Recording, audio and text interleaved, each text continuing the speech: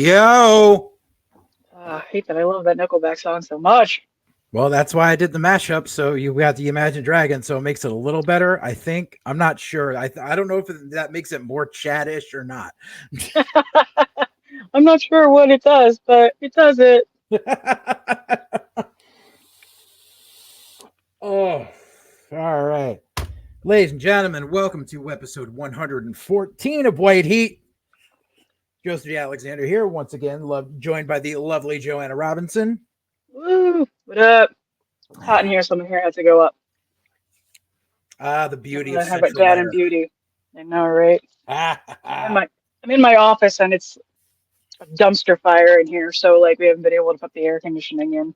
Oof. So the door's open, and if we get a visitor by the name of Scribbles, it's because the door's open, so I can get some air in here. See, all I have to do is flip a switch, and it's beautiful.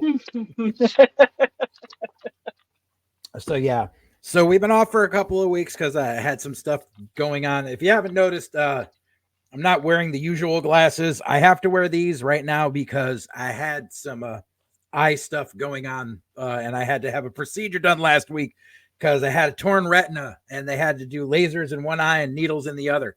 So that was an awesome text, by the way. Like, hey, I can't see. Yeah, I'm blind. Yeah, so I'm slowly regaining my vision. I should be back to 100% hopefully by the end of this week. But yeah, had a little bit of a scare, but I'm okay. Also, don't you have something going on Friday? Yes, I do. Friday, I'm officially an old man because I'm getting the Roto-Rooter treatment so they can figure out what's going on with my colon. Yeah. Yeah. He works for Roto-Rooter. Maybe he'll do it for you. So anyways. Hi, Ranger. Also, just as a heads up to everyone who's listening to this, listening or watching the day this came out, happy Juneteenth. Yes, happy Juneteenth. Yep, and also happy Pride Month, because I don't know if we've been on since June started or not. I can't even remember at this point. But if not, once again, we did not. Happy Pride. We have not. I don't think we've been on. No. Yeah. Yeah, no, we haven't been on. So happy Pride. Yeah, happy Pride. It's been a decent month so far for some of us. Unfortunately, not for others, as I have found out. So anybody that knows me in regular life or follows me on my, on some of my social media knows I've been at war with the mayor of my city for pretty much since the day he was inaugurated. I feel like as long as we've known each other, basically. Well, this is his third year in office, so it hasn't been that long, and he's just unfortunately our city's mayor is a giant fucking bigot. And he hates being called out on it, and bigot in the sense of racist and homophobic. He refuses to acknowledge Pride Month, to the point where 2019 was the first year my city actually passed the ordinance for the pride flag to be flown at city buildings. So not that long ago. 2021, right after his inauguration, he struck that down. So now it's not allowed anymore. That's the kind of message you want to send. Guess what? Everyone's going to call you out on it. So I've been at his throat for the past few years about it because every June he doesn't do anything to acknowledge Pride. So it came to a head this morning. Oh, like worse than, and I wasn't even involved. What? I wasn't even involved. I wasn't there. I have popcorn out of M&Ms. Tell me. I wasn't there, but this is so. What happened was, with a bunch of us calling him out on it this year, he basically decided to put his money where his mouth was, and said that he would have an open public conversation about the topic. So he set up a date to have a open discussion with a friend of mine who initiated it, my friend Mel. And he said that, he said, yada, yada. And so Mel let it be known last night, June 19th, 8 a.m., this cafe this cafe on Main Street. I am meeting up with the mayor to discuss his issues with the LGBTQ community. Unfortunately, I have physical therapy in the morning, so I couldn't go, but I told Mel, just, let me know how it goes. And he texted me when he got home. Yeah. So I'm just going to read this as it was written to me.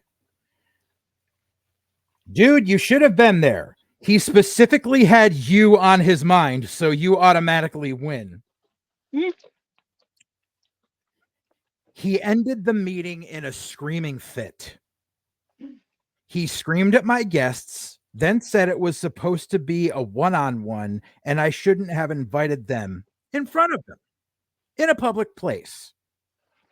To which point I said, holy shit, dude. And I thought that would be it. And then he said, he also told me if I wasn't so visibly LGBTQ, I wouldn't be harassed as much.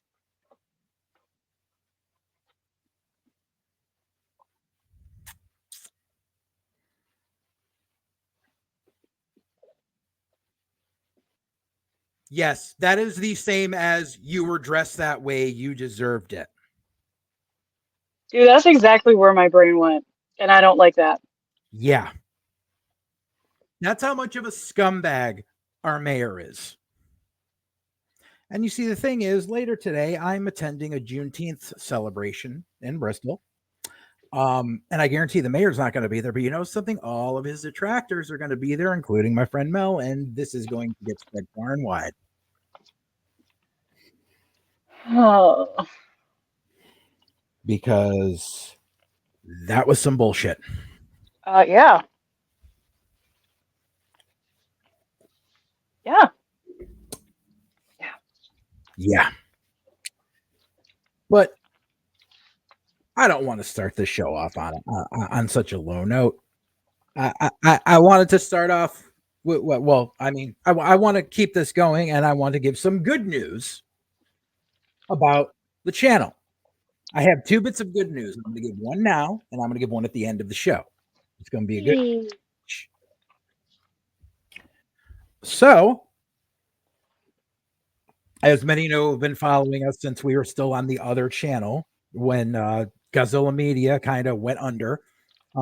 We moved the show over to my channel that I've had for a long time. And I can happily say Full Circle Radio Network, as of today, June 19th, officially has our first partnered sponsor. Woo! Partner. Who is our sponsor? Or your sponsor, I should say. It's not really mine. I'm trying to make sure I've got it set up for this one. I need it. Where did it go?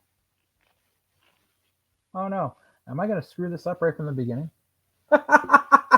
No. Add. All files. That's why.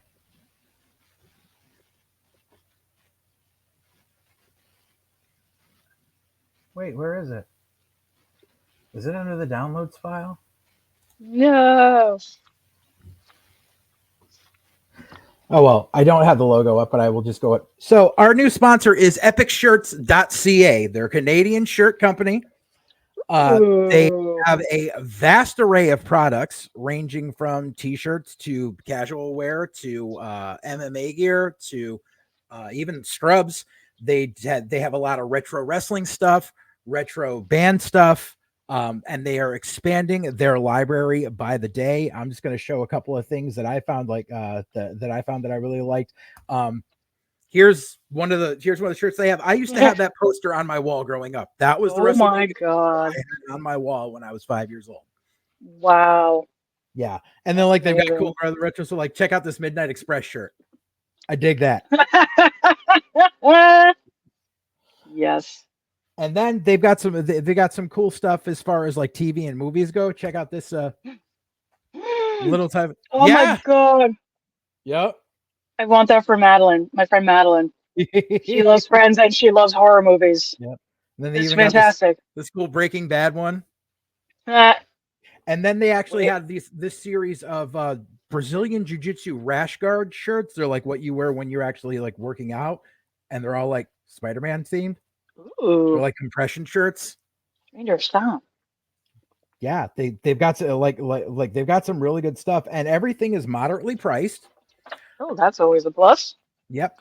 And so what you can do is the link is below if you're on YouTube, or it will also be linked on the Spotify. You go to epicshirts.ca.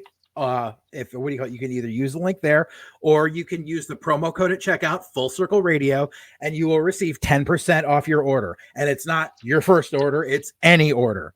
So you can keep on getting the savings. It's not like one of those introductory, you get it only once and then, shuffle off. Nope, you can keep using it. I would also subscribe. I would also suggest subscribing to the newsletter because they are updating all the time. There's a few bugs on their website they're still working out, so bear with them because they do have new owners. But I was about to say, but they are doing pretty well for themselves. I've had great communication with the owners of the company, and I hope this is the beginning of a very long and fruitful relationship.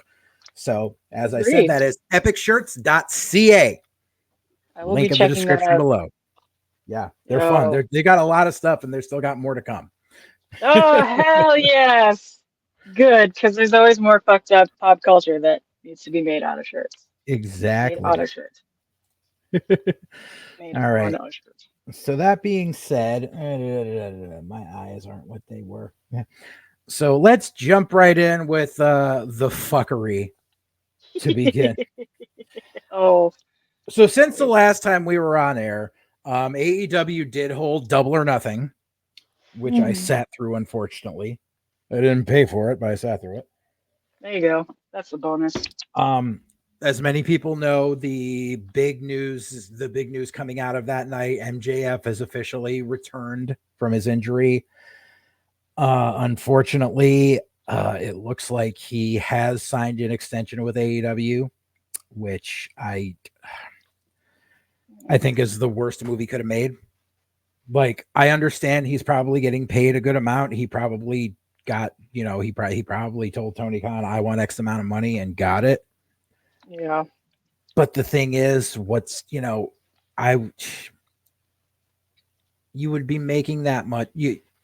I wouldn't say you'd be making that much in WWE, but you would still be getting paid well in WWE, plus merch, plus way more exposure, and the chance to be on a bigger stage. Like, you're going to quarter full arenas. And then, of course, there was the controversy of he showed off a tattoo that he has on the back of his leg. Yes. Yeah, saying bet on yourself and AEW on a poker chip. That was airbrush. I've seen plenty of airbrush temporary tattoo work. That was airbrush. And he was smart to do it there on the back of the ankle, because then he can always be wearing boots and you never have to see it. Because I'm sorry, but no one would be that. Like, I could see him getting one that says bet on yourself. I would never see him getting an AEW logo tattooed on his body. No. Because even he knows eventually he wants to go to the big leagues. Absolutely. Don't they all? Right. And it's just the matter of, okay, you're going to get X amount of money, but as it's looking right now, AEW still has not gotten a new TV deal yet. They're still in negotiations, and their contract is up this year with Warner Brothers Discovery. And as it is right now, the offer that Warner Brothers has on the table is nowhere near what Tony Khan thinks he should be getting, and their ratings keep going down. So they very well could not have a TV show at the end of this year. Their best case scenario right now is they bite the bullet and re-sign with Warner Brothers for a much lower amount, and then get transferred over to True TV. They won't be on TBS and TNT anymore. So if they are on TV, the ratings are going to dwindle even more. If they're not on TV, like, a lot of people are going to want out of their contracts. And if you're going to if Tony Khan just says I'm done and folds the company because he doesn't want to play anymore, like, yeah, you have a contract saying he owes you X amount of money for X amount of years, but you better have a good lawyer to be able to get you that in court, and you're going to be fighting in court for that money to get it. Yeah. So it's not a smart move. The other thing that came out was the 2 days after Double or Nothing was Dynamite a couple of weeks ago, where they decided to hold another one of those stupid casino gauntlet matches, which is like a battle royal, but it's a gauntlet match, but it's not a gauntlet match because whoever gets the first pin wins, even if there's more guys that are still supposed to come in. Like, it's the dumbest thing ever. And they put over Will Ospreay, who had just won their international title. So all of us that said Swerve is dropping the belt to Ospreay at Wembley, guess what? We were wrong. He's going to be dropping it to fucking Ospreay at Forbidden Door. And everyone's like, oh, no, they'll do something, blah, blah, blah. Like, they're going to have Ospreay win at Wembley. I'm like, no, I figured it out. I have it figured out. And I don't think anyone else has realized this, because what they did was they announced the Owen Hart tournament again for this year, which, funny, because they announced Double or Nothing was the day after King of the Ring, if you recall. Now, remember, King of the Ring was whoever won King and Queen of the Ring got a title shot at SummerSlam, their biggest event of the summer. So then during the pre-show or Double or Nothing, Tony Khan comes out with Martha Hart and says, oh, yeah, we decided this year that the people who win the Owen Hart tournament will get title shots at All In Wembley. Yeah, I wonder where you came up with that. Yeah. And at that point, I was just like, at that point, a lot of us were like, well, it's a given. Will Ospreay is going to win the fucking Owen Hart tournament. But then he goes and wins this thing. So now we're like, okay, so that means whoever wins the Owen Hart tournament is going to face the champion at All In. There's no way they're going to be able to do Swerve versus Ospreay a second time at Wembley if the winner of the Owen Hart tournament is supposed to have that spot. So then it all dawned on me and I figured it all out. Because Tony Khan is a Mark Booker.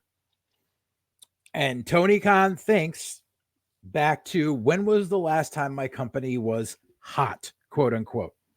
The last time Tony Khan thought his company was doing well was when he had Kenny Omega as his champion, and Kenny was the belt collector.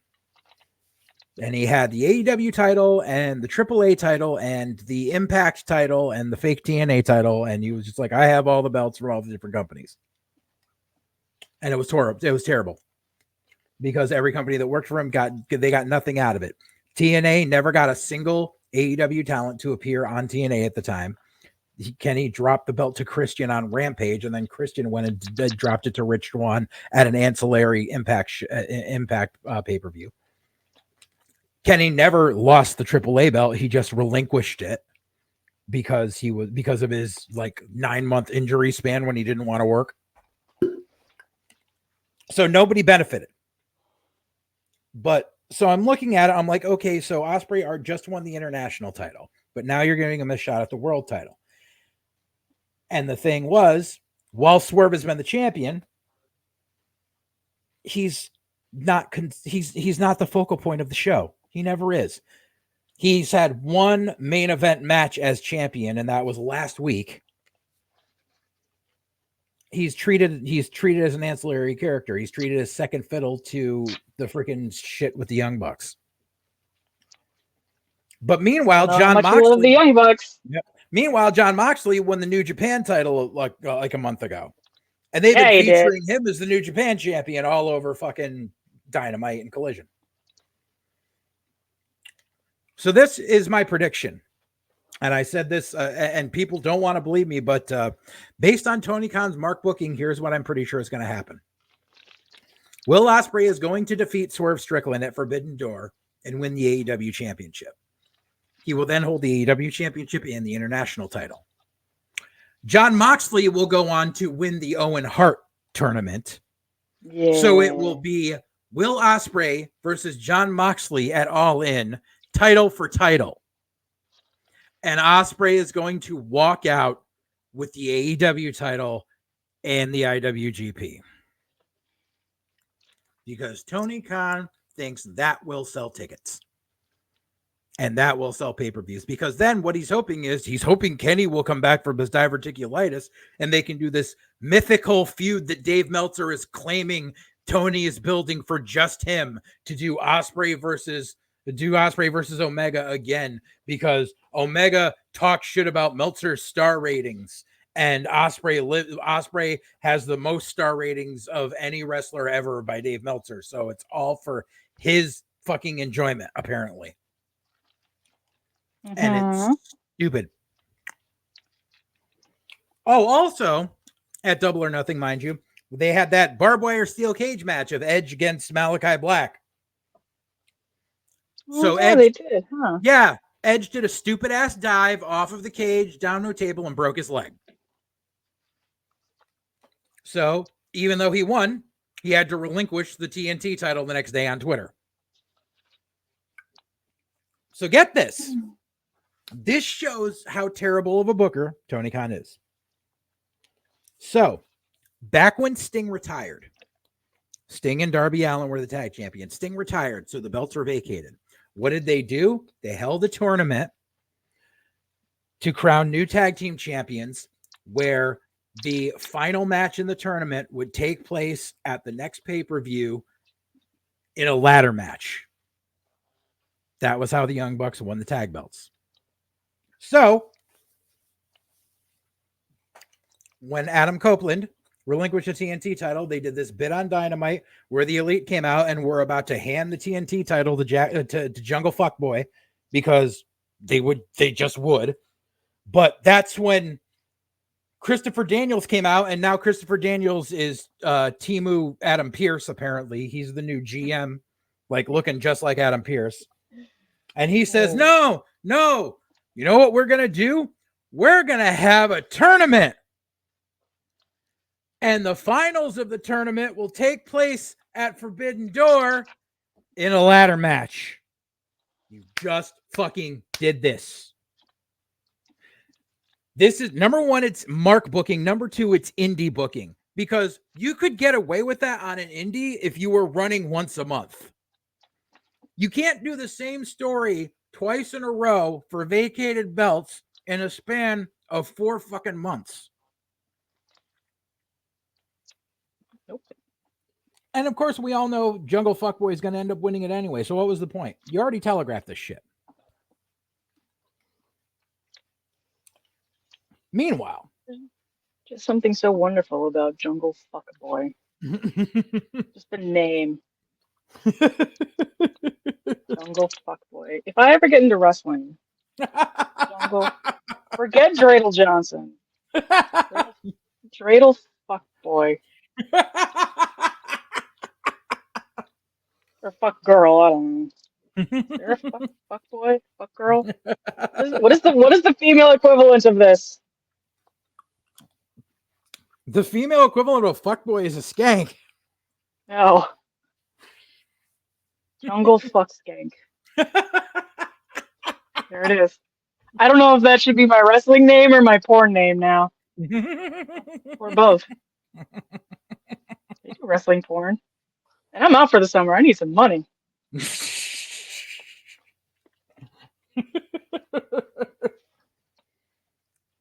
So anyways. On that note. So also, there was also a bunch of, unfortunately, we deal with a lot of bullshit tribalism, as we all know. So, NXT had their Battleground event a couple of weeks ago, and they held it at the Apex, the UFC arena in Vegas.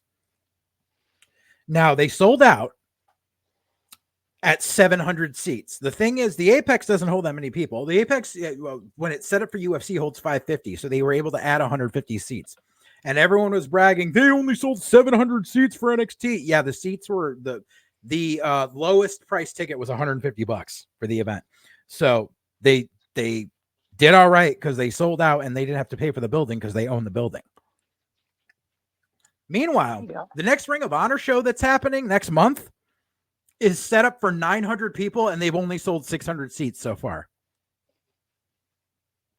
So you tell me, who gets to brag on what as far as attendance goes when it comes to, because Ring of Honor is fucking dead. It is deader than dead. And the last thing I'll touch on is Dynamite is tonight, unfortunately. I don't want to have to watch it. Hopefully I can just DVR it and scan through before the next episode. By the way, their ratings are still doing bad. What was it last week? They did 681, I think. They're back down. So because they figured everyone thought the MJF coming back would bring them back at least above 800,000. Nope. They did 780 and then like 783 and then they did 681. So yeah, but this is the card for Wednesday night. So don't mind me. I'm just going to check over on my other tab here. So in the Owen Hart tournament, we've got Claudio against Pac. So Cesaro against Adrian Neville, an all WWE match. Then you've got this all-star 8-man tag. Mark Briscoe, Kyle O'Reilly, Orange Cassidy, and Dante Martin versus Kyle Fletcher, Roderick Strong, Takeshita, and Zack Sabre Jr. Now tell me how much sense this makes. Mark Briscoe is the Ring of Honor champion, who also jobbed out in the first round of the Owen Hart tournament, which just makes your ROH title look like shit. Cassidy and O'Reilly have no there's no even keel between these four guys, and Dante Martin's only there because his brother's injured again, because one of the Martin brothers is always injured. On the other side, you have Fletcher and Takeshita, who are part of Don Callis' stable, Roderick Strong, who's part of the Undisputed Kingdom, and then you have Zack Sabre Jr. there for reasons, because we're having Forbidden Door and we need to find a reason to have Zack Sabre Jr. on the show so we can put him on the pay-per-view. Reasons. Then we've got MJF versus Roosh, and that's going to be the kickoff. That's going to be the kickoff match, commercial free, because people are going to care about that. When the opening match is always a skewed number because of the lead-in from Big Bang Theory, because Big Bang Theory goes until 8 or 8:01.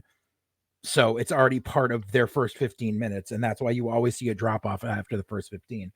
But you bring MJF back. This is your former champion who hasn't been seen since you dropped the belt. And this is what you do. You put him in there against Roosh, who hasn't been on TV in months, which is hilarious, because when MJF comes back and Roosh is just like, he gets to take all this time off. I've been here, blah, blah, blah. I'm like, no, you haven't, bro. You ain't been on TV. What the hell are you talking about? Bro, whatever you're taking, I want some. Right. So then we have the contract signing. Bye, Rogue. Between Timeless Tony Storm and Kira Shirakawa, who's the chick who's been teasing making out with the chick that comes out with Tony Storm, because they used to tag in Stardom. Then we've got a face-to-face between Swerve and Ospreay. Wait, but are they making out? Because then I'll tune in. No, they literally do the face-to-face up and almost kiss and then turn away. It's the stupidest shit. What a cock tease.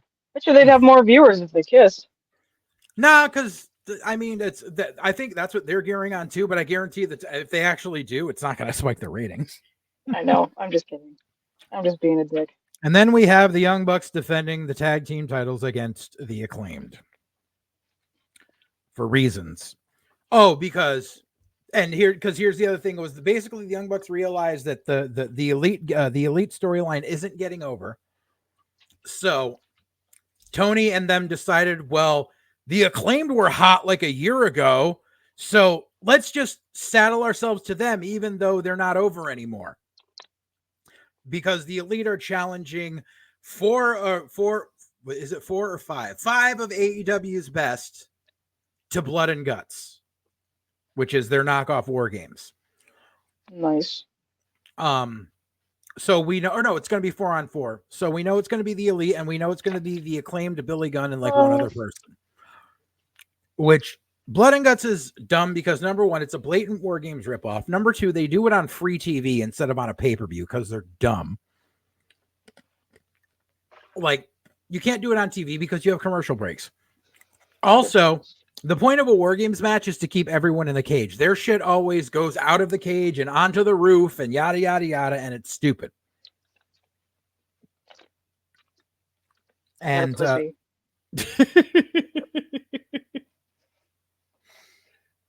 you're on TV. Say hi. She actually does watch wrestling, so I think that it's kind of funny that she jumped up. She was like, I'm jumping, and I was like, all right, do it.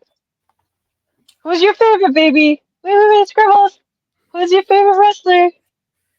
The Dollar, of course. There you go. But yeah, so that's where all that's at, you know, and then they've got Forbidden Door in like a week. I think it's next Sunday. So I don't know if this is their go home show or next week's is, but it's just going to be more of the same fuckery where no one cares. And yeah. Oh, and yeah, because that's the other thing is they're having Mercedes Moné defend the TBS title against, what is her name? Shushi's or something. She's currently the New Japan Strong Women's Champion and the CMLL Women's Champion. So it's going to be another one of those things where you bring in this woman who's got championships in 2 different companies and she's going to do the job, because AEW always wins every match at Forbidden Door. Like, there's no point in it. Yeah. There's no point. Everyone knows the outcome. It's going to be bring in these Japanese people and then bring in the AEW people and do these quote unquote dream matches that no one cares about. As it is, they were supposed to hold Forbidden Door at Arthur Ashe Stadium this year, but there wasn't enough interest, so they had to move it to an indoor arena in Long Island. So that already shows where they're at. And plus, they're still doing the but Wembley bullshit. Guess what? August is fast approaching, and y'all ain't done shit for it. So y'all have fun, but I just don't see any of this coming. Oh, and that's it. The last bit that I wanted to cover about AEW was the most thin-skinned wrestler on the planet, Dax Harwood of FTR,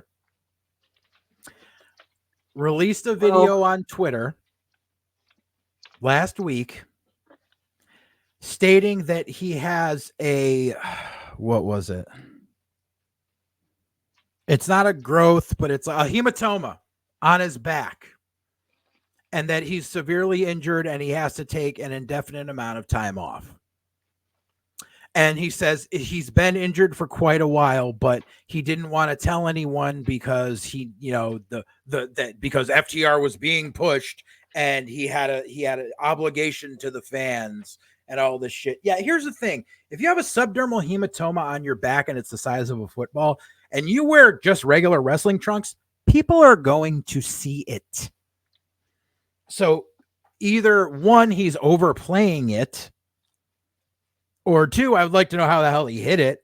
But he also said, he's like, I would be in the back and, Doc Samson would be like, are you okay? I'd be like, yeah, I'm all right. I'm just like, if that's what your backstage doctor does instead of actually giving you a fucking pre-match physical, then that just proves how shitty of a doctor he is. And that's, mind you, this is the same doctor that says, oh yeah, Paige is cleared to wrestle. Like, this is the same guy who sends people out all the time with concussions and all that shit, but lets people continue matches with concussions.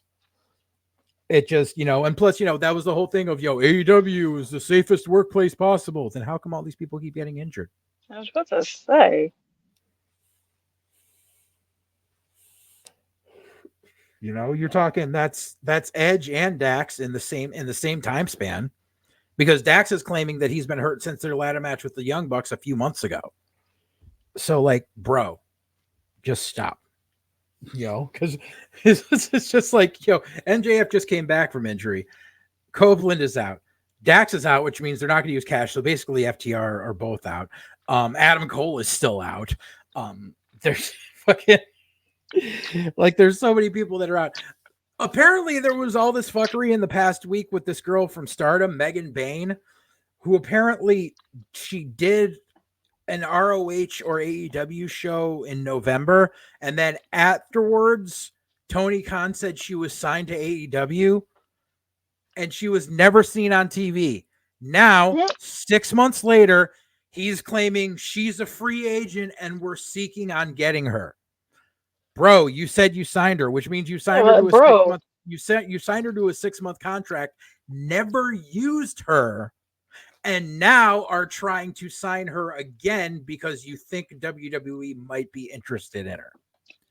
It's the same thing with Camille, the chick from NWA. Supposedly she's under contract and has been for months and hasn't been seen yet.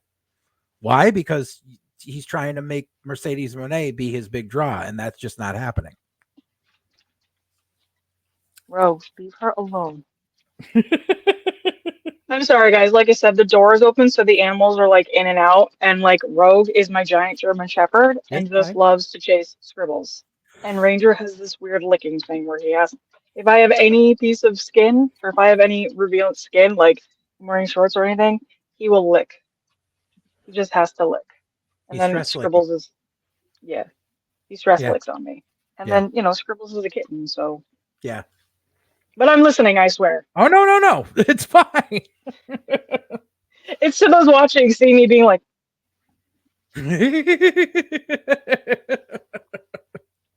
Rogue, stop. Ranger, no licking. You know, like, that's all it is. Yep. Oh, God. So just overall, AEW is completely fuckle-tarded right now. And it's not going to get any better. And the ratings are proof of that. And that's all I have to say about that. I love that. And I feel another one I want to use. Suckle-tarded. Yeah. So I feel like that's enough time that's been dedicated to them. So yeah, fuck that noise. Can that be my finisher? Suckle-tarded? Fuckle-tarded? I thought you said suckle. No, fuckle-tarded. Fuckle-tarded? All right. Best of both worlds. All right. So let's move on to WWE. Oh. So let's see here. Where am I? Now this I watched. Yes. So Clash at the Castle happened on Saturday. And I'm half glad, but I'm half not that we waited to do this show because I want to see what happened on Raw before I pass judgment. But unfortunately, my judgment still needs to be passed concerning certain things, but we will get to that. So opening up the show in the curtain jerker where they belong, Cody Rhodes and AJ Styles in an I Quit match. Which I'm not going to lie, I was surprised that was the opener. I had a moment where I was like, really? Okay. I wasn't, because of how many Scottish talents they had on the show. There's no way they could have let that close it. That's fair. I thought they would have at least had it a little earlier. I didn't think it was the main event, but because obviously they're going to push Drew for main event. But I was still surprised that it was as early. You know, I could see it like maybe before. Yeah. So, I don't know about you, but I wasn't a fan of this match. Here's my problem. Number one, okay, fine. You want to jumpstart it. It's an I Quit match. You could have kept it around the ring area. There was no reason to go through the backstage and all that shit. Like, it's not a false count anymore match. It's an I Quit. There's a difference. Yeah, it was so random them going backstage. I'm like, where are you fuckers going? Yep. I just have to say I am tired of Cody Rhodes gigging. Because as much as people complain about Jon Moxley doing it, which he does too much, I feel like every other quote unquote big match Cody has had in the past 4 years, he gigs. Oh my God, you're absolutely right. I didn't even think of that until you said it. Like every other big match, he gigs. And he does it right in the hairline. So his bleach blonde hair is all freaking bloody. And people are like, blah, blah, blah, blah. But when they use it sparingly, I'm like, using blood sparingly makes more sense. Yes, it does. However, Cody does it all the fucking time because Cody thinks that bleeding equals sympathy. And it does if you don't do it every other match. And especially because he always does it way too early in a match. Yeah. Every time Cody gigs, it's within the first 4 minutes. Like I specifically remember the first time I caught it. And it was at the original All In when he faced Nick Aldis for the NWA title, and we all knew Cody was going over because he freaking booked, because Billy Corgan was like, NWA title gets on a pay-per-view. Sure, I'll let Cody take it. And I remember it was like 2 minutes into the match, and Cody does a dive on the outside and then rolls under the announce table and is there for like 5 minutes trying to gig and then comes out all bloody. Like there was nothing setting up the gig. He just like flew out and then was like, what's going on, blah, blah. And then he comes out and he's like, oh, I'm bleeding. And I was like, this is stupid. I hate Cody Rhodes. And then so they do all this stuff with the plunder and this, that, back and forth, all the furniture, yada, yada. And like, yeah, I don't get how you're getting whipped like a redheaded stepchild and you're saying, screw you, blah, blah, blah, blah. But then the moment you're handcuffed and you're in a corner and Cody goes out and grabs the stairs and holds them up 6 feet away from you, just go, no, I quit. What the fuck was that? Yeah, I thought that was odd too. I'm like, really? Like, that was your finish? That was it? And then he threw the chairs at him anyway. Or he threw the thing at him anyway. So I was like, what the fuck was the point of this? I was like, a babyface champion would not do that. No. So yeah, I wasn't a fan of that match. Does Cody have it in him to cross that line? No, he doesn't. He's gonna turn heel, and then I'm gonna be like, "Oh, y'all just want to boo Cody now because he's a heel." I've been booing him because he's a piece of shit. Because fuck Cody Rhodes. Oh God, seriously, fuck Cody Rhodes. I hate it though when we were at Raw and his music came on and we were like, "Fuck Cody!" Whoa! That's okay. Thank you for reminding me. I officially hate the Scotland crowd more than the French crowd.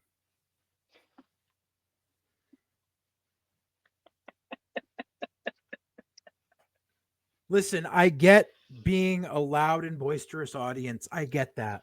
I get wanting to, the crowd being engaged. That would be great. Not when you do the same chant straight for over 30 minutes. Oh, yeah.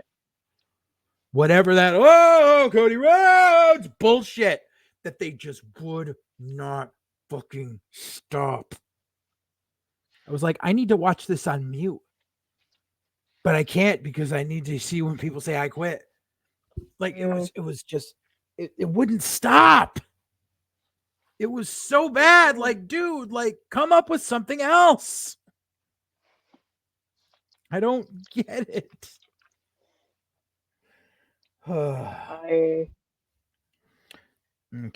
There were points where they were so loud and boisterous that like I couldn't even understand what they were screaming. Like it felt like they were just screaming to scream and be loud. Yeah. And I don't know. That's nothing. I feel like that's nothing against them. I just was like, take a step back. You want to be cool, but we can't understand you. Come up with some new material. If we can understand you, then I'm jumping in too. You understand the words that are coming out of my mouth? Out of my mouth. So then we get the 3-way for the women's tag titles. Bianca and Jade against against Shayna and Zoe against the Unholy Union. That match I have questions about. Yeah. That match I was like, so obviously Jade got lost at points and we saw that. Because she's still learning. Then this is why like I get how they wanted to push her on the main roster to make her appear to be a star, but she really should have spent a year in NXT.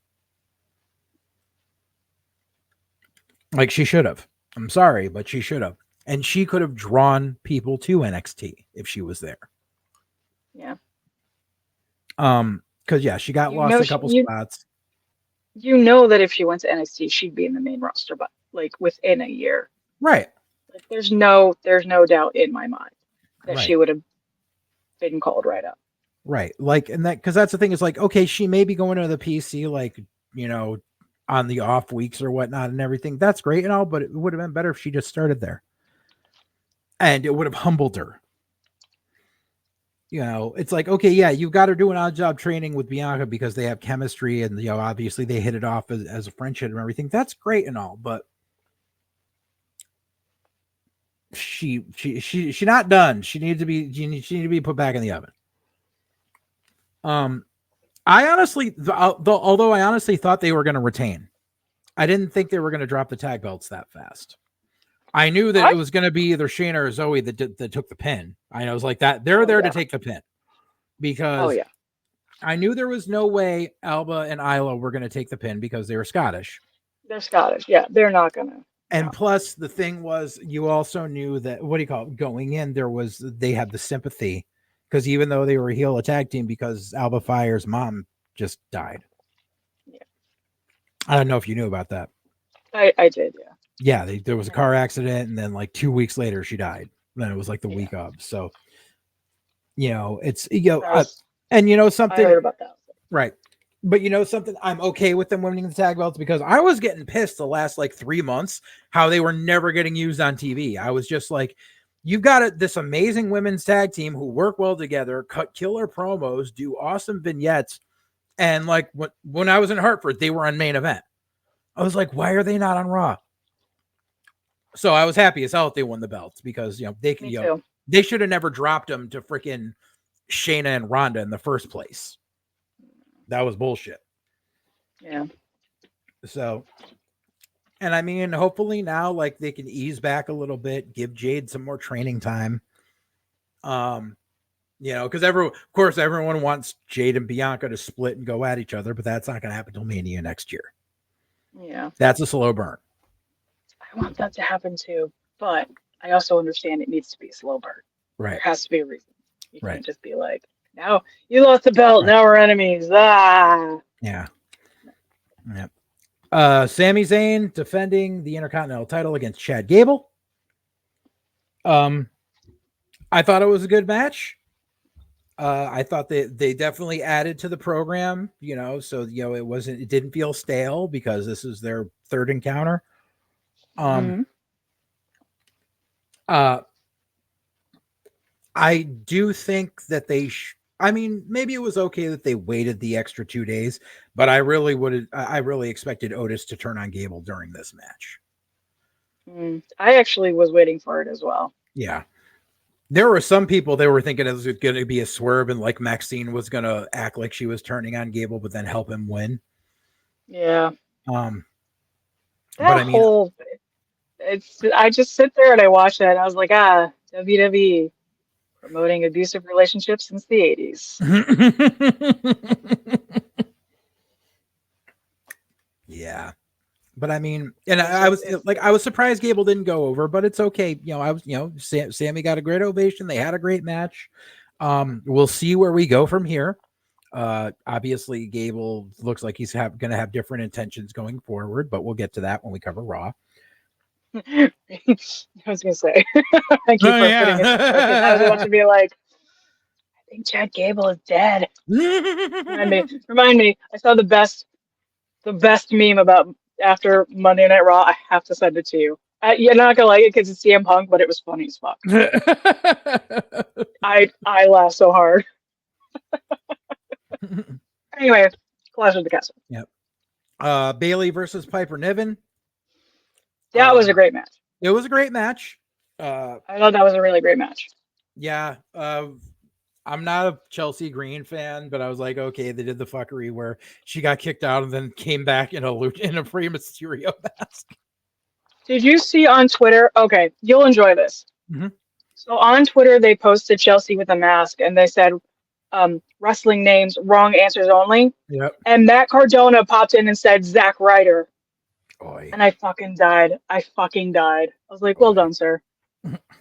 Yeah. Other than Chelsea Green, I really enjoyed the Piper Bayley match.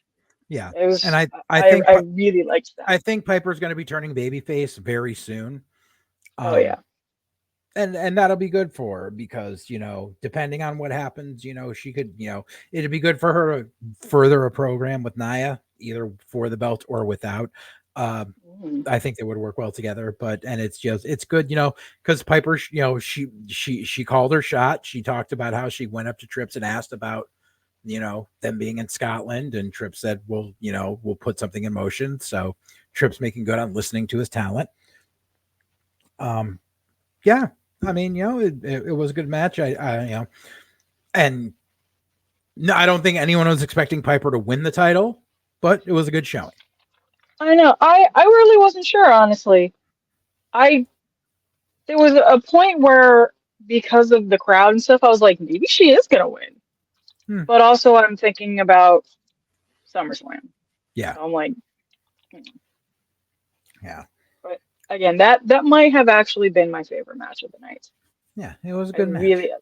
I really enjoyed that match. Good storytelling. So then we get to the main event.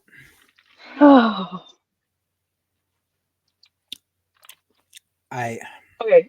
First of all, Drew just needs to stop being scary and hot at the same time. It needs to stop. It's confusing the fuck out of me. It's that Bill Hader beat where like Mark Me Down is scared and horny. Like it's just very confusing to me. Because I'm like, he looked like he gonna rip my head off, but not before like he gives me a tender kiss first. Like it's ridiculous. He needs to stop. He needs to stop. It's killing me. I feel like I'm betraying Finn. It's not okay. It's not okay. He needs to stop that shit. Just stop.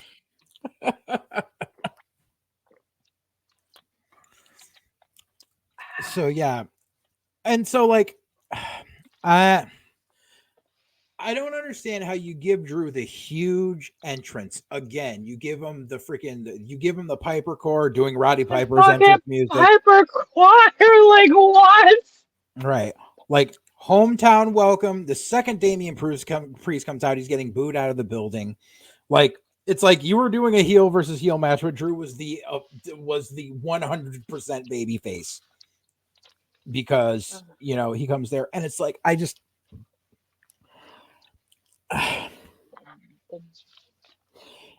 match was okay for what it was. The scary spot with Damian Priest almost losing his damn foot. That was yeah. Say what you will, but that was kind of scary. Yeah.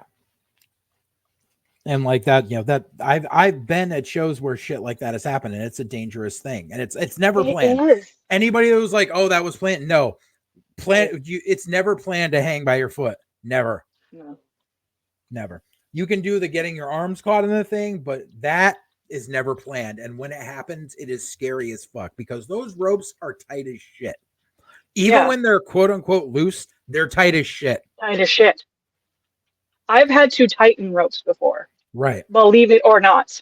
Yeah. I have had to get in the ring in between matches and tighten ropes because I'm looking at them and I'm like, they look loose. Right. They are tight. That shit is crazy. Mm-hmm. And nobody, I don't think anybody wrestling wise wants to feel that. Right. And people are like, oh, the ref knew that they were loose. They were showing early. I was like, no, because the ring crew checks the ring in between every match. Yeah. Like, it's just, and like, I don't know. It's, it was, at least, whatever. He wasn't injured. So he's lucky. Yes. And, like I said, it was a serviceable match. Good, it was a good back and forth. I think Drew was carrying Priest, but whatever. That's my opinion.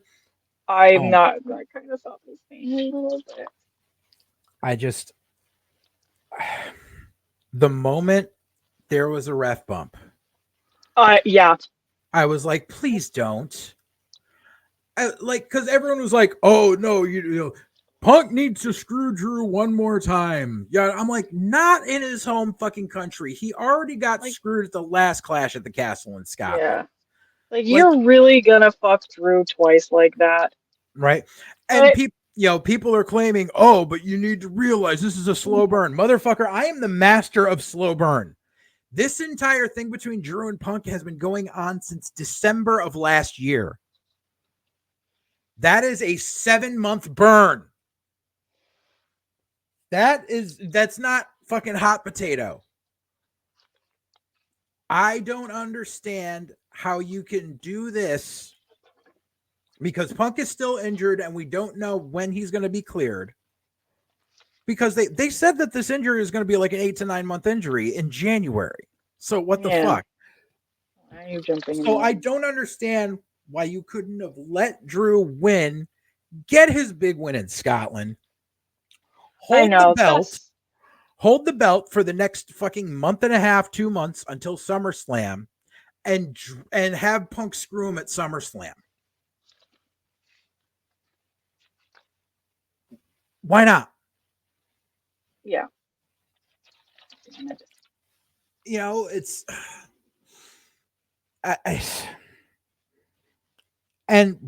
this is what I don't understand, and this is why, like, one of the reasons I said I wanted to wait to see what would happen on Raw before I said anything. But I don't understand how Punk comes out, fucks over Drew, kicks him in the dick.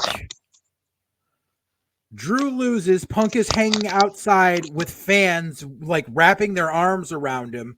Dude, that was the biggest heel move you could have done.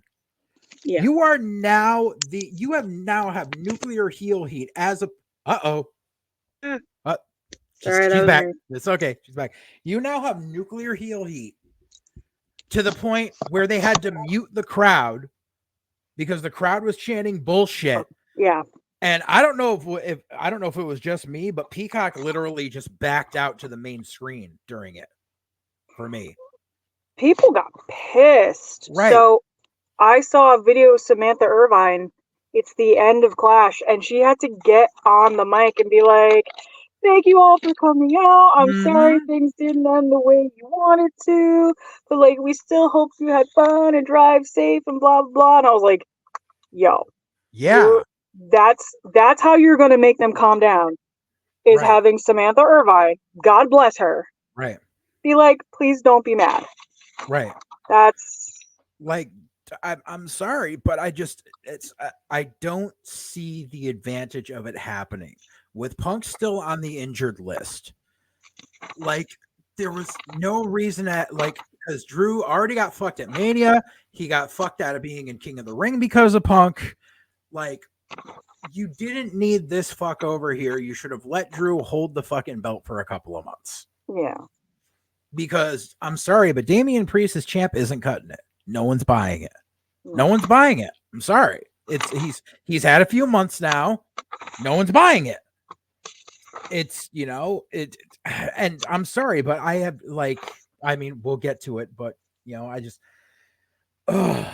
and so I even said, I was like, Punk needs to walk out on Raw and motherfuck the entire crowd, because I'm sorry, but no, that should be a double turn right there. That should be Drew can still be embittered and mad, but he could be an embittered and mad babyface. He doesn't need to remain a heel. And Punk I'm sorry, but fucking over a guy in his home country in front of a crowd of thousands who are cheering for him, dude, that's fucked. How do you not see that is nuclear heel heat? I don't understand. I don't understand how Trips couldn't see that coming. As soon as that guy went down, I went, oh no. Right? Punk is going to come out. There was no way you couldn't tell me that he wasn't going to come out. There was no way you could tell me that he wasn't going to be there. Especially when they did Scotland. It's Drew's hometown. The two have been fucking with each other. Punk is going to show up. Right. How? Don't know. Especially when they Especially when they showed the Twitter exclusive video of how Punk got the ref shirt. Oh my God. Was absolutely 1000% a heel move. That was a heel vignette. How the fuck? That ref, I'm just like, she gonna get fired. Just loan me your shirt real quick. Just loan me your shirt. Dude, Why? Why would you ever be like, yeah, no, Punk will totally give this back. I don't. What do you need it for? Nothing. I'll tell you later. That's not fucking suspicious to you, bitch. Right. And this has nothing to do with my sheer loathing of CM Punk as a person. Take that out of the equation. This was just the wrong booking move. I'm sorry. People are like, let him cook, let him something. No, because by the time we actually get Punk and Drew in a match, it's going to be months from now. Even if it's at SummerSlam, it's still months from now. It's too long. it's and of then course, like the other thing that bothered me about that is like the camera angle. yes, That they weren't gonna show his face. And I'm like, bro. right, And you could see the other camera guy right. like showing his face. And I'm like, Michael Cole, you are right fucking there. You're right there. And you can't tell me that you don't recognize CM Punk's face. Come on, Michael Cole. So to be fair, as a person who started off doing commentary, okay, when you are on the commentary table, you never look. I mean, unless you're at an indie show where you don't have the tech setup for it. When you are at it, when you are on the commentary table, the only thing you call is what you see in your monitor. Okay. Because that is the only thing that the person on TV sees. Okay. And that being explained to me, that's understandable. That is way more understandable. So my bad, Michael Cole. Yeah. Rick, my bad. There's plenty of other reasons to hate on Michael Cole, trust me. And yeah. But like I was like, you are seriously not gonna play it. Like you don't fucking know that it's Punk. Right. What? Although the meme that remember the meme of like the with the burying, what is it, the original the meme of the Flash in front of the fucking Oliver Quinn's grave, and then they turned that into like CM Punk, Drew McIntyre. Oh, you mean with the in front of the gravestone with the Yeah, that's it. Yeah, that actually was originally from the Flash. Oh, but I never knew. Yeah, it was actually originally from the Flash. It was a behind the scenes photo that they took of Grant Gustin being silly, and they've continued obviously to use it for different things. But now they're actually using that shot of Punk going, like this, right, in the meme. Mm-hmm. And I'm like, it's funny, but it's wrong. Yeah. It's funny, but it's wrong. Like, you really gonna do Drew dirty like that in his home fucking town? I don't get it. I don't get I was actually really upset. I was pissed. Yeah. And I hate it because there was a part of me that knew it was coming. Yeah. I was like, Punk's gonna come out. Yeah. No. I'm just loading something here. But to not give it to him was like, or to not give it to Drew. He kicked him in the balls. Come on. Right. That was I was not a fan. I was not a fan of that at all.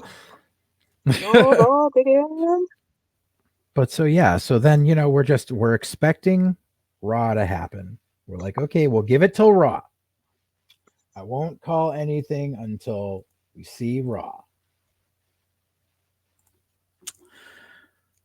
So, where are we? So we open with Seth Rollins. Yay, Seth is back. Yay. He just had surgery. I know. I thought that was don't get me wrong, I was really excited because fucking Seth Rollins. But also I was like, you get back a little early, sir. Like, really? Yeah. But okay, it's Seth Rollins. We're pretend like it's all right. No big deal. And also, I called it because remember, so I think it was the Kentucky Derby him and Becky were at where he was in one of those two, and everyone's like, Seth cut off all his hair. I'm like, no, he didn't. It's tied up under his hat. I want you to know that I had a moment where I was like, did he cut it? And then they did a side view of it in a bun. I'm like, okay, thank you. Like, whoever did that just really tied it up back there. I was like, what? Good for them. Because I kind of was one of those people that was like, did he cut his hair? He wouldn't cut his hair. Did he cut his hair? I just hope they're not bringing him back too early because of Damian Priest not being able to carry stuff, because Money in the Bank's only 2 weeks away. Yeah.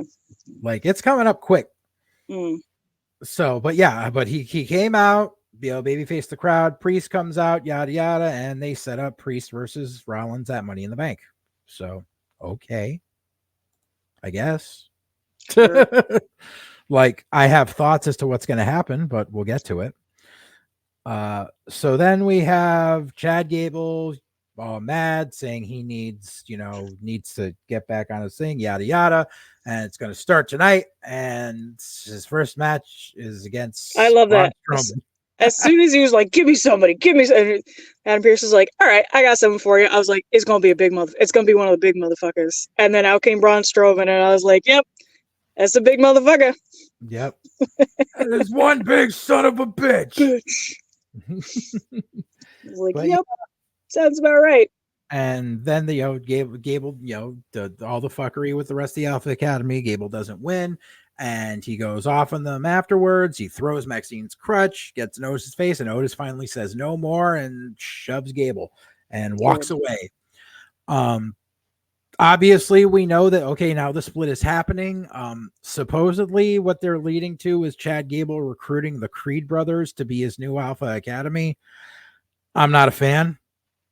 Because they're like, obviously everyone's like, it's going to be like the new Team Angle. Yeah, no, Haas and Benjamin were a special breed. The Creed brothers are not. No, You can't just be like, oh, they're collegiate guys and they wear singlets. It's not the same. Total side note. When Maxine first came on the screen, I looked at her outfit, and I don't ever think that I would judge anybody like this, but I'm looking at it and I'm like, this is like one of those bra and PJ panties sets that she's wearing. Yeah. And nothing against Maxine. She looks beautiful and she could pull it off. God knows I couldn't. But I was like, I thought that bra and panty stuff we were done with that from the Attitude Era. Okay. We're going with it. Yeah. But yeah, I feel like, Chad's going to recruit the Alpha, like he's going to recruit the Creeds and probably Ivy Nile as well. So that way, we can, continue on with the old Alpha Academy and someone along with them against the new Alpha Academy for a bit as a mid-card running gag for a couple of months. Promoting Chad Gable is still around. Right. Didn't catch Raw. I'm not spoiling it. We'll get to it. I know. I know. So then we had a Money in the Bank qualifier, three-way, Zelina Vega, Kiana James, and Io Sky. I honestly thought that Zelina Vega was taking the pin in this match. I thought that as well. I thought actually, no, that's not what I thought. I thought that third girl was going to take the pin. I just wasn't sure if it was going to be Io or Zelina that was going to pin her. Yeah. I mean, I knew Io was winning because, I wasn't sure if Io was winning because I thought it was like, well, if Kiana James pins Zelina, it's okay. But yeah. So Io Sky is going to be in Money in the Bank for a second year in a row. And also she basically, we'll get to it. It was a segment later on. Just going over as is bit by bit. So then Sami Zayn comes out to talk about how he's done with Chad Gable and yada yada. But unfortunately, they telegraphed what they were going to do because before the commercial break and Sami coming out, they showed the package of Braun Breaker taking out Ricochet. So I am of the opinion that I do believe Ricochet's contract is coming up. However, I do believe he is still considering staying. I know everyone already thinks it's a foregone conclusion that he's going to go to AEW because Will Ospreay is begging for him to go there so they can have another match, which I could give a fuck about because everyone's like, we need Ospreay versus Ricochet 3. Like, bro, they had 9 matches. Like, you've already done everything you can do. And it's like, what? You have Ricochet come in, work Ospreay in one match, and then what does he do for the rest of his time there? Nothing. Could be slimming it on Collision in 6-man matches with Dante Martin. Like, it's just pointless. Like, granted, Tony Khan may offer him all the fucking money in the world, but I just don't see him giving up on where he's been supplanted for years and being away from his wife. I don't see it happening. I could see him taking the summer off and then coming back maybe under a hood, coming back, doing something or whatever, or coming back as a heel. It's a possibility. And everyone just like, well, if he comes back, he can't get up his comeuppance on Braun Breaker because no one would buy that. Yeah, they would. Like anybody can get comeuppance on anybody. And the thing is,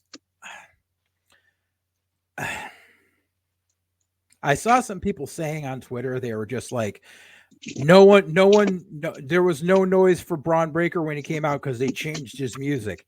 No, there was no noise for him because people are already getting sick of the gimmick. People are already getting sick of the Ryback Goldberg clone with added nepotism shtick. How many times are you gonna pull? Because I was thinking that this is like the Ryback Goldberg, the big fucking buff guy coming in and destroying everything.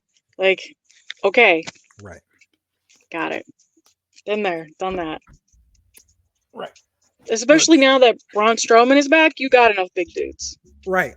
You got enough. Right, and it's Ranger. He was, and it's like, and he's just like, oh, I want the Intercontinental title. It's like, no, you've been pushed too far, too fast in NXT. We don't need to see that happen on the main roster too.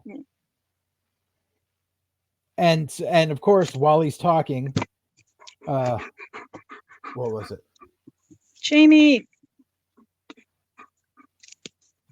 What? I don't know.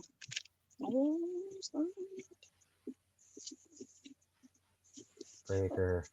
Oh yeah, Sheamus. That was it. My bad. I couldn't see my notes. But yeah. Sorry. Yeah. No, yeah. While Breaker is going off, suddenly Sheamus comes out. Yeah, Jamie. Right. And mind you, Sheamus was talking about going after the Intercontinental title before Mania. He was on Twitter months before Mania, basically saying he wanted the Intercontinental title. But he wasn't cleared to come back yet, obviously. So then they do the whole thing where Breaker mouths off to shit. It's funny. Breaker's just like, oh, so you're just going to stand there and act like I'm not here. And I was like, yeah, fuck you. That's why. I said the same thing. I was like, yeah, because nobody gives a shit. Right? Like grown folk are talking. Shut up. Fuck, I hate that we both were just like, yeah, nobody gives a fuck. Right. Sheamus. I just like Sheamus being like, my fellow ginger. Right. It's like, it's like if Sammy's going to drop the Intercontinental title, I'd rather see him drop it to Sheamus, because it makes no sense to put it on someone who's as green as Braun Breaker. And but people are going to be like, he spent time in NXT. Yeah, he spent time in NXT getting shoved down people's throats. Like it, I don't see the appeal of the dude.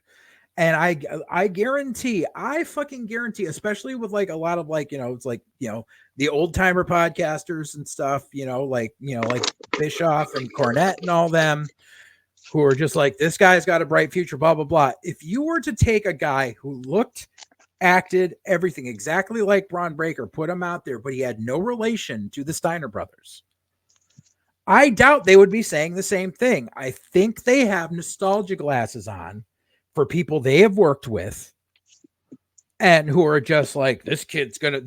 They're like, I like listening to Cornette, but I hate hearing him say Braun Breaker's the future of this business. And if you disagree with me, you're wrong. No, dude, he's one-dimensional and he's still not safe and he's still not ready for national television. Who as was proven. Like? What other big guy have they put on there that wasn't safe? Oh shit! What was his name? I think it started with an R. Oh shit! What was his name? Comeback? I don't know. I can't Kim Kardashian, she didn't have it. Well, I mean, she got cum on her back. I love you, Chris Pratt. Yeah, no. I could give a fuck less about Braun Breaker. He's not ready. So then they had Dragon Lee versus Carlito. It was supposed to be Dragon Lee getting his comeuppance for Carlito attacking him before Mania, so he couldn't be in the Mania match, yada, yada. And this match just devolved into a whole lot of fuckery. Yeah. With the LWO and Judgment Day and Liv Morgan and all this shit. Because they're still trying to play up the Liv and the Liv and Dom thing. And, okay, that's getting stalkery, like I am uncomfortable. Yeah, well, I am uncomfortable, and this is actually one of the points I wanted to talk about in detail today. Yes, good. Especially because they did the bit last week at the hotel room key card, which gave us this amazingness. I saw that. No, Xavier. If you know, you know. Oh, I know. Oh, I know. I know you know. I sent you the shit. I know. That's right. She got porn. Send me the link. You sure you want it? Yes, I'm sure. Send it to me. Is this all? Is that all? You sure there isn't more? Yep. I saying that, folks, not him. Me. I'm saying there's gotta be more. But so I saw someone complaining about, and I agreed with part of what they said, but not what all they said.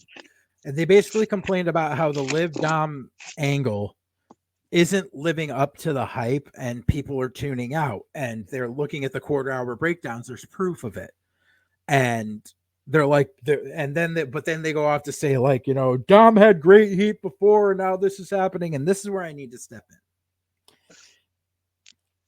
You can agree with me, you cannot agree with me. This is my observation from the past few years, and it's something that I've been saying on this show since it started. There is an illusion about Dominic Mysterio that the WWE promotions juggernaut has been able to keep the facade up for so long.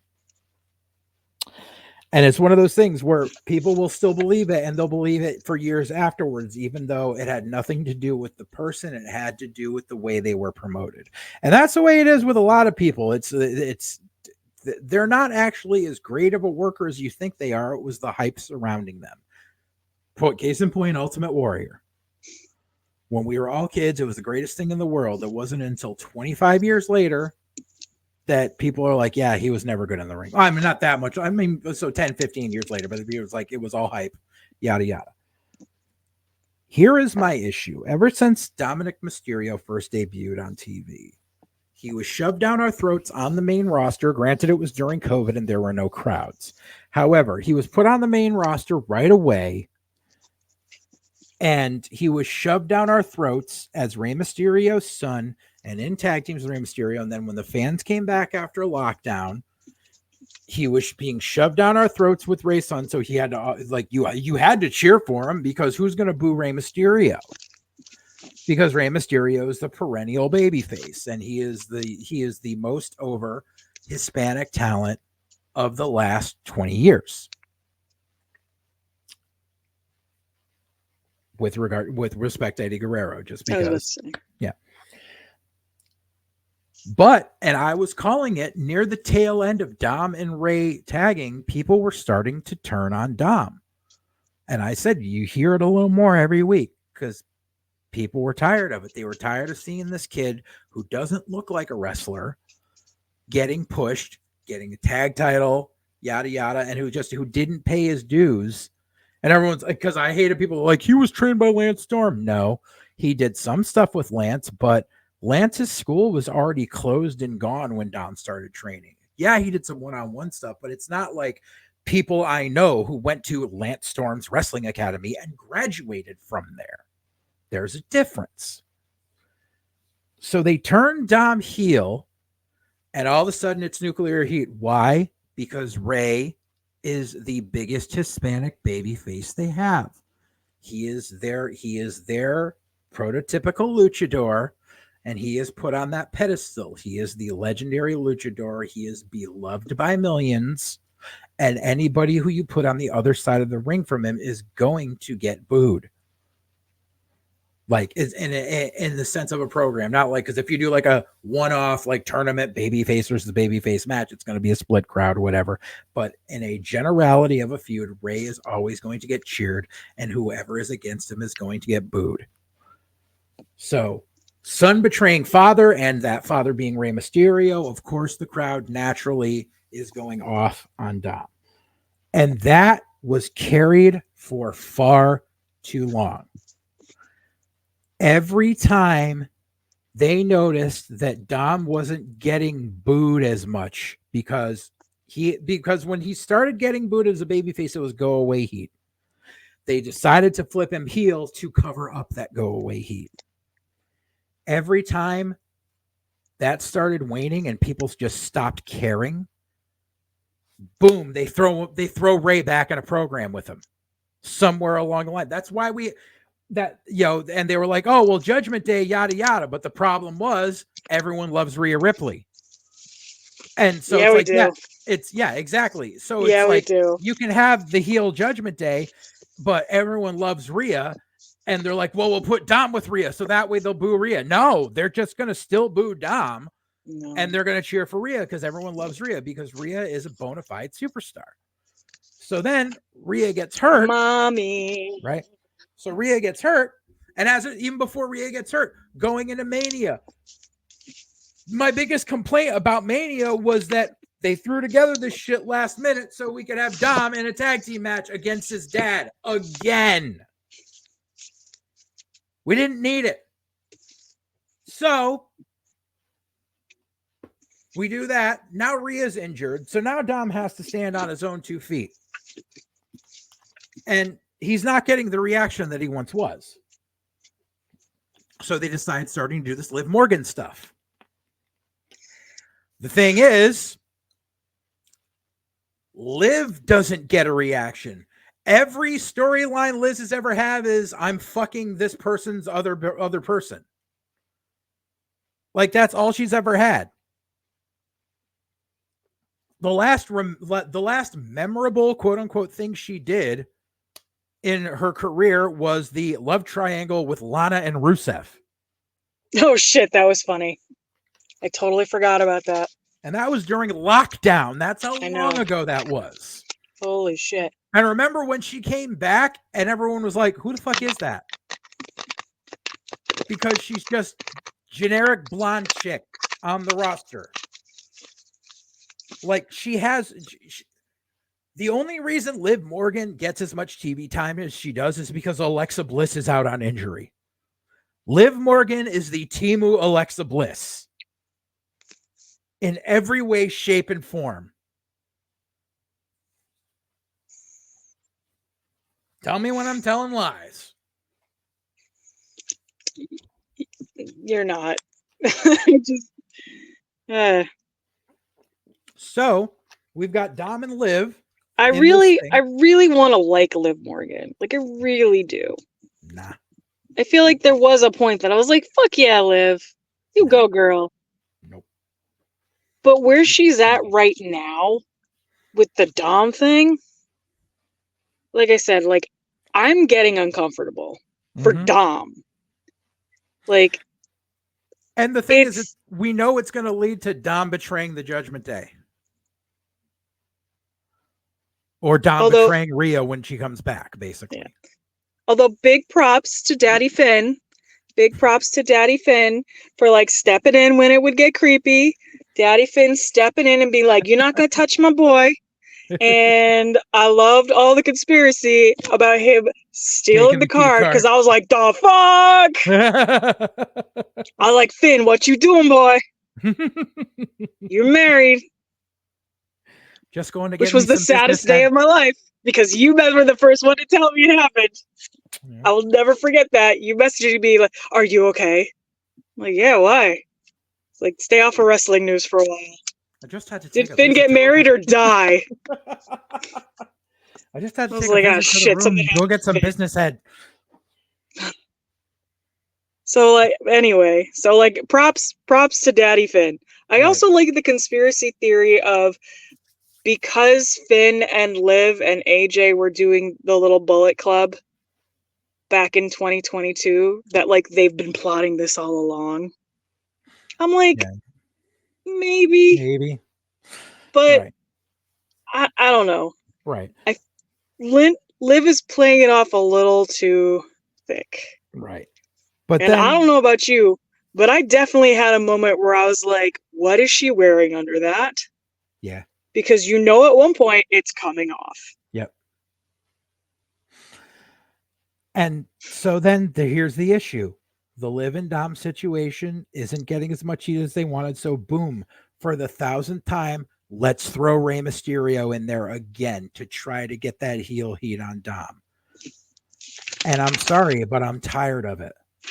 Because Dom cannot stand on his own. Everyone's like, he's got the it factor. Look at the crowd reaction. No, it's whoever. It's the heat by association is what it is. There's a difference between getting heat as a character on your own and getting heat because of who you are working against. Case in point, and I'm going to toot my own fucking horn here. When Defiant Inc. made its debut, who got all the fucking heel heat? Oh, I was there that day. Who had the crowd ready to throw shit at the ring? Me. Who got the crowd to stop chanting for Bobby Ocean when he started doing the sneak attack during that whole raid? Me. Because I know how to exhume singular heat and encompass it, because it had nothing to do with the fact we were beating up Shane Marvel and Wolfgar. It had to do with who we were.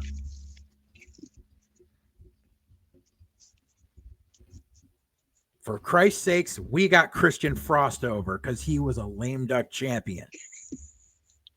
My God, there's a name I haven't heard in forever. Everyone fucking knew it. No one cared about Christian Frost. No one cared about Christian Frost as NEFW champ until we showed up. Heat by association versus natural heat. There's a difference. So yeah, so that was a little the tangent there, but yeah, because we had the whole contrived thing with Liv and the LWO. So now we're gonna get more LWO versus Judgment Day shit, which okay, it gives them something to do. So then here comes Drew McIntyre, top of the hour. What's Drew gonna say? Comes out, crowd chanting CM Punk. Why? I don't get it. He should be a fucking heel. Right. Why are you shouting for CM Punk? Right. I was so angry with that crowd. Same here. And then Drew just says, to hell with this, I quit. Walks out.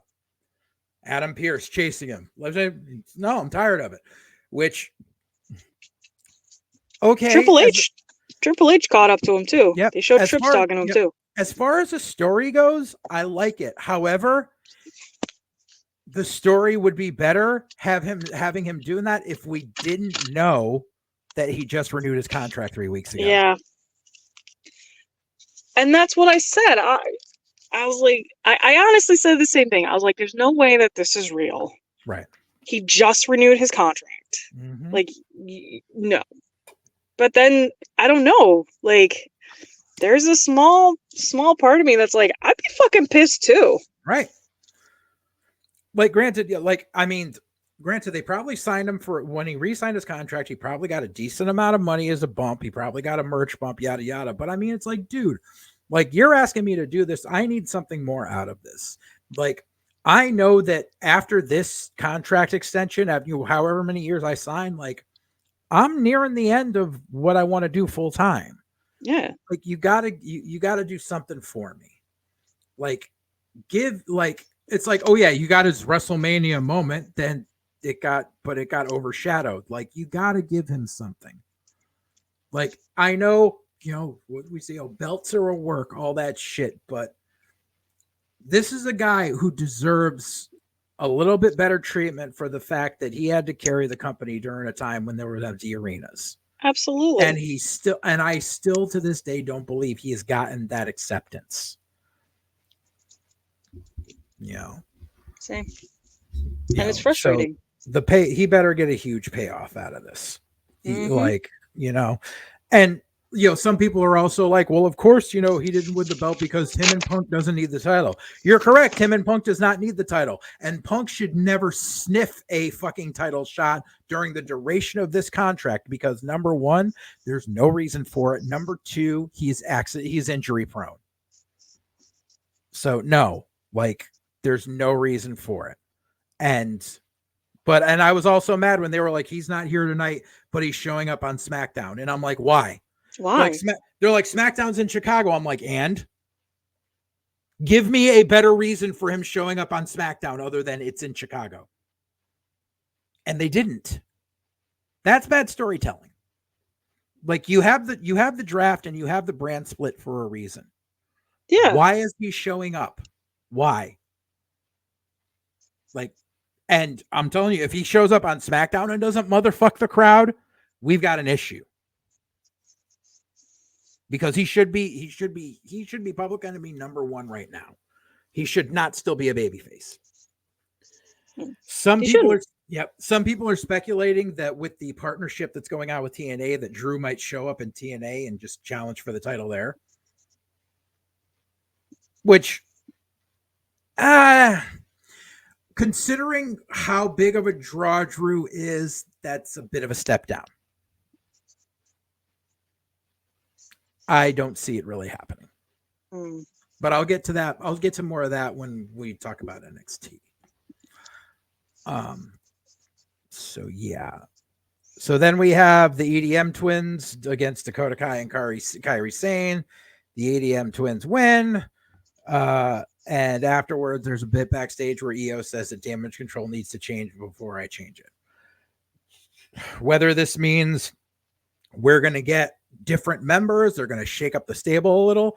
I would really like if they brought in Meiko Satomura because she's been under contract forever. And, since NXT UK, it would be nice if they brought her in because she's only got a couple of years left in her because she's been wrestling since she was in WCW. Granted, she was 16 or 17, but she was in WCW. Like, she's only got so much time left. Bring her in, or even with the way they've rebranded Wendy Chu, which I'll get to, they could put her with Damage Control. Spice it up a little bit, because it's been 2 years now of Damage Control in the current method. I mean, with Bailey, EO, Dakota, and Asuka. Bailey, EO, Dakota, and then of course Asuka's in there now. But so it could use a little shaking up. With Asuka out on injury, they could do something with it.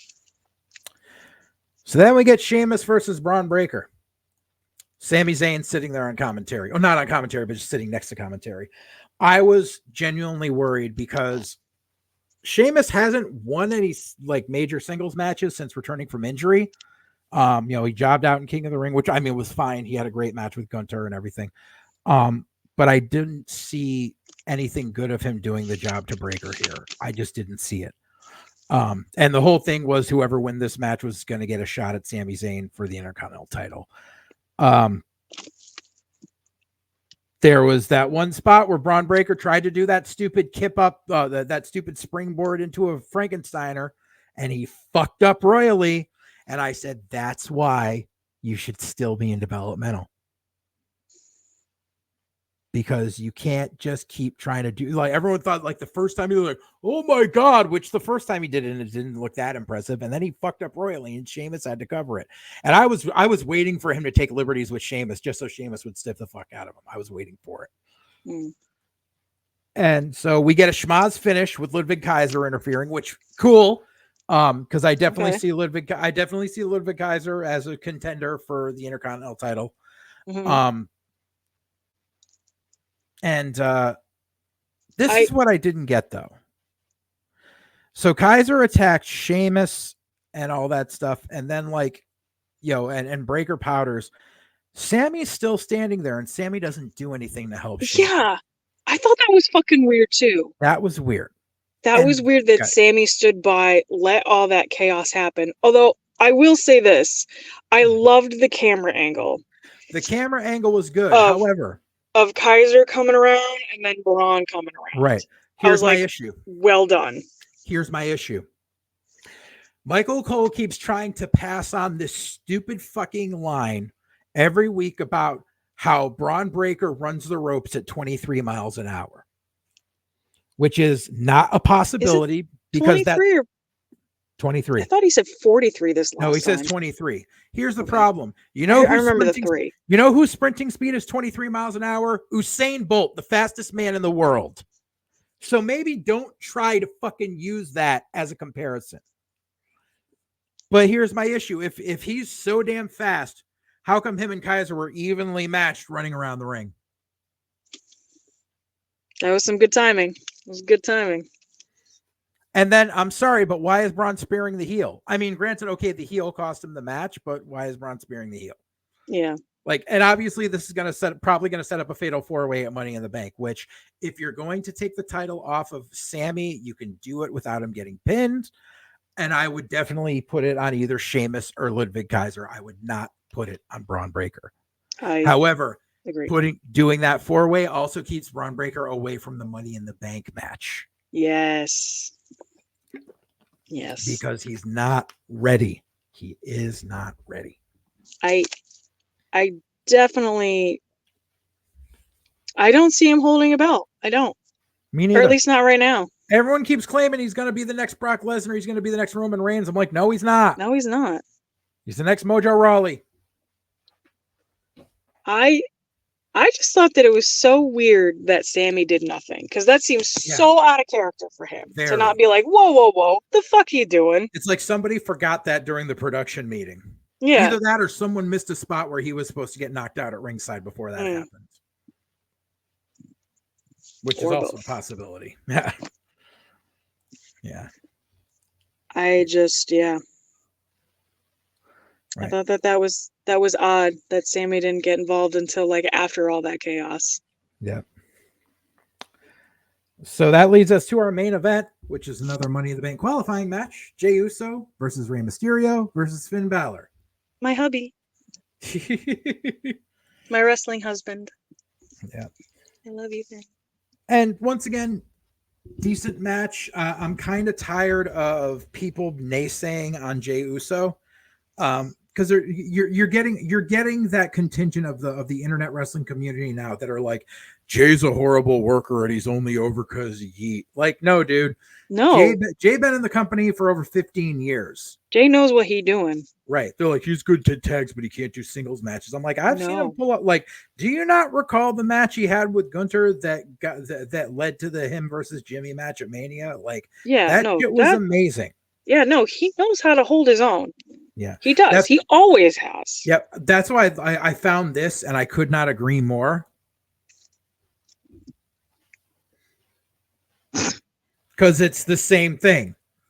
Everyone's saying, like, I'm sorry, but you can't say, LA Knight is, the greatest over, because he goes, yeah. Like, I was tired of that shit when he first started doing it. But Jay sucks because all he's got is Yeet. No. Yeah. No. The Yeet is a little weird, don't get me wrong. Because my kids say it, and it's, for those that don't know, it's basically like a throwing. Right. Yeet. Throwing motion from the game. Yeah. I got my own Yeet shirt that has nothing to do with Jey Uso that I had for 2 years before Jey Uso started saying it. And it's funny too, because I'm almost positive that at one point they almost banned him from saying it. Because there was an indie kid from like West Virginia that had a copyright on it, and they were just like, here's a couple grand, shut up. Yeah.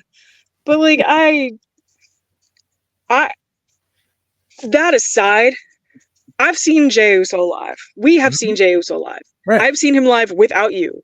Yep. He is amazing. Right. He's amazing. Right. When he was a tag or alone. Right. The kid holds his own. He's paid his dues. Right. He just getting right now. Yeah. My problem with that match is I'm getting really mad that Finn basically keeps getting pinned for everything. I'm getting really mad that they're just like, oh, a match with Judgment Day? Finn's gonna get pinned. And it's pissing me off. Right. Don't pin the fucking demon. Ah! Nope, don't know you. It was Finn calling. He went, I agree with Joanna. I did notice, though, in the Judgment Day segments, there's this big, I don't know what it is, if it's a lunchbox or a poster or something, but it's a big demon Finn, and I'm just looking at it like, either he needs to come back, or I fucking want it. It needs to be put on the shop, I fucking want it. Bring the demon back. Bring my prince back. We'll get him back eventually. But yeah, stop using Finn to win everything. But yeah, use bootleg Finn Balor. Use Timu Finn Balor. JD Funko Pop. JD. Use him. JD Funko I'm always just like, look, it's Finn Balor and bootleg Finn Balor. I liked my old name for him better. Mongoloid Balor. It's like he's like Bizarro Balor. It sucks. Come on, JD, we gotta do this. You tell me two things, I come running. Fuck, what did he always say? Monday. Oh no, that was Solomon Grundy. Goodbye. Whoa. Hi, coming, Finn. He's Bizarro Balor. Come on, JD, let's go. I come beat up. I just feel Finn like, I don't want a carb. Give it to JD. Can't eat carbs. Yeah. But yeah. So yeah, he's been hitting the carbs too. Jesus.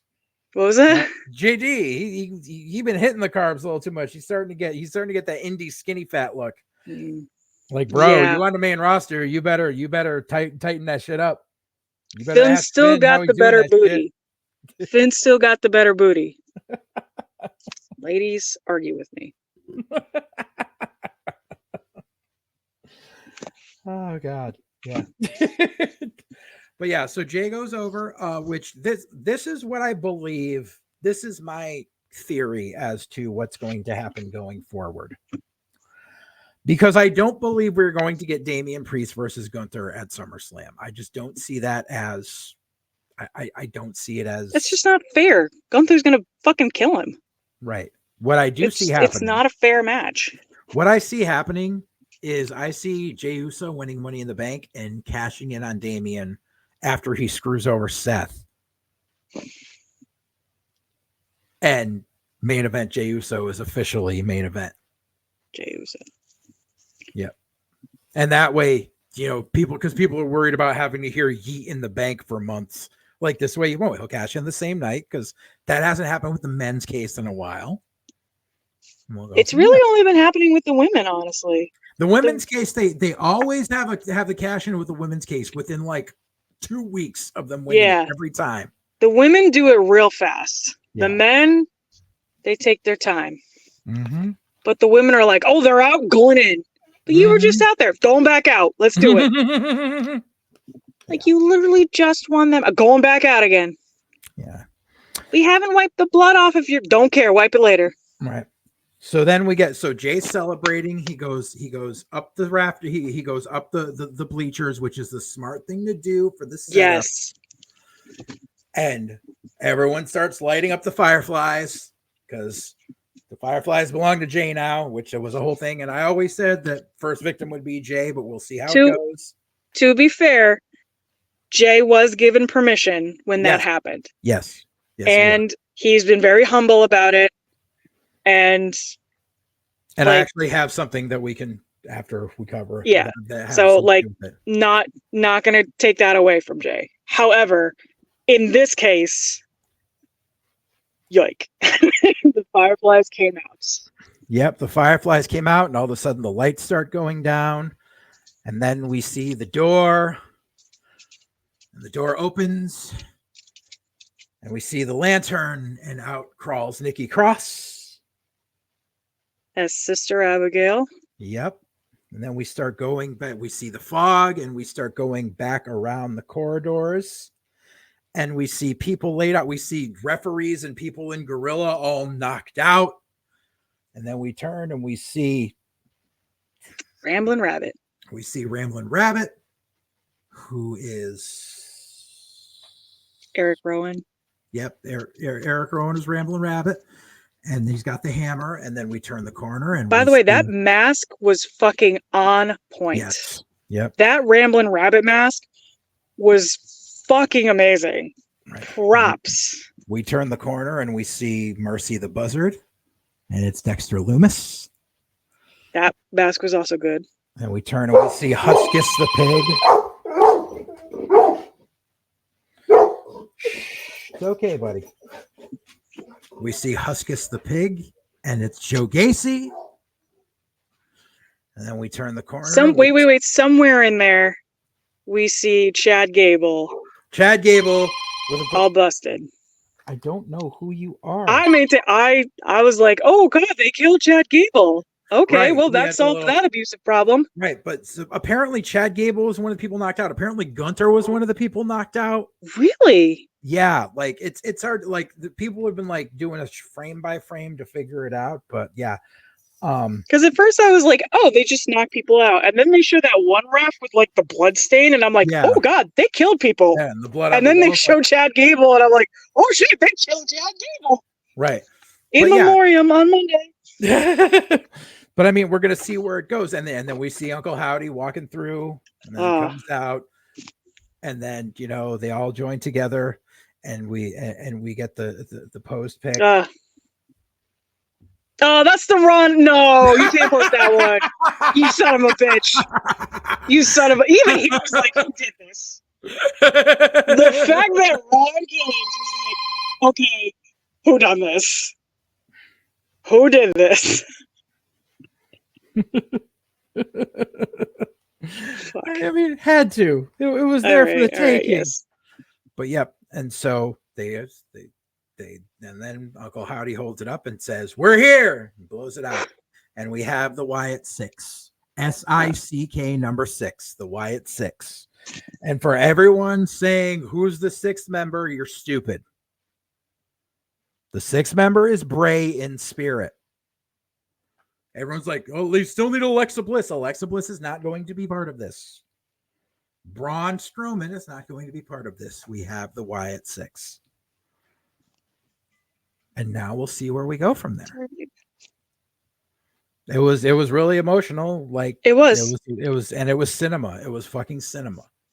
Dude, as soon as I cried, I very vividly was sitting there like crying, like hands up like this. Like at one point I was just like looking up, just tears. I was like, they did it.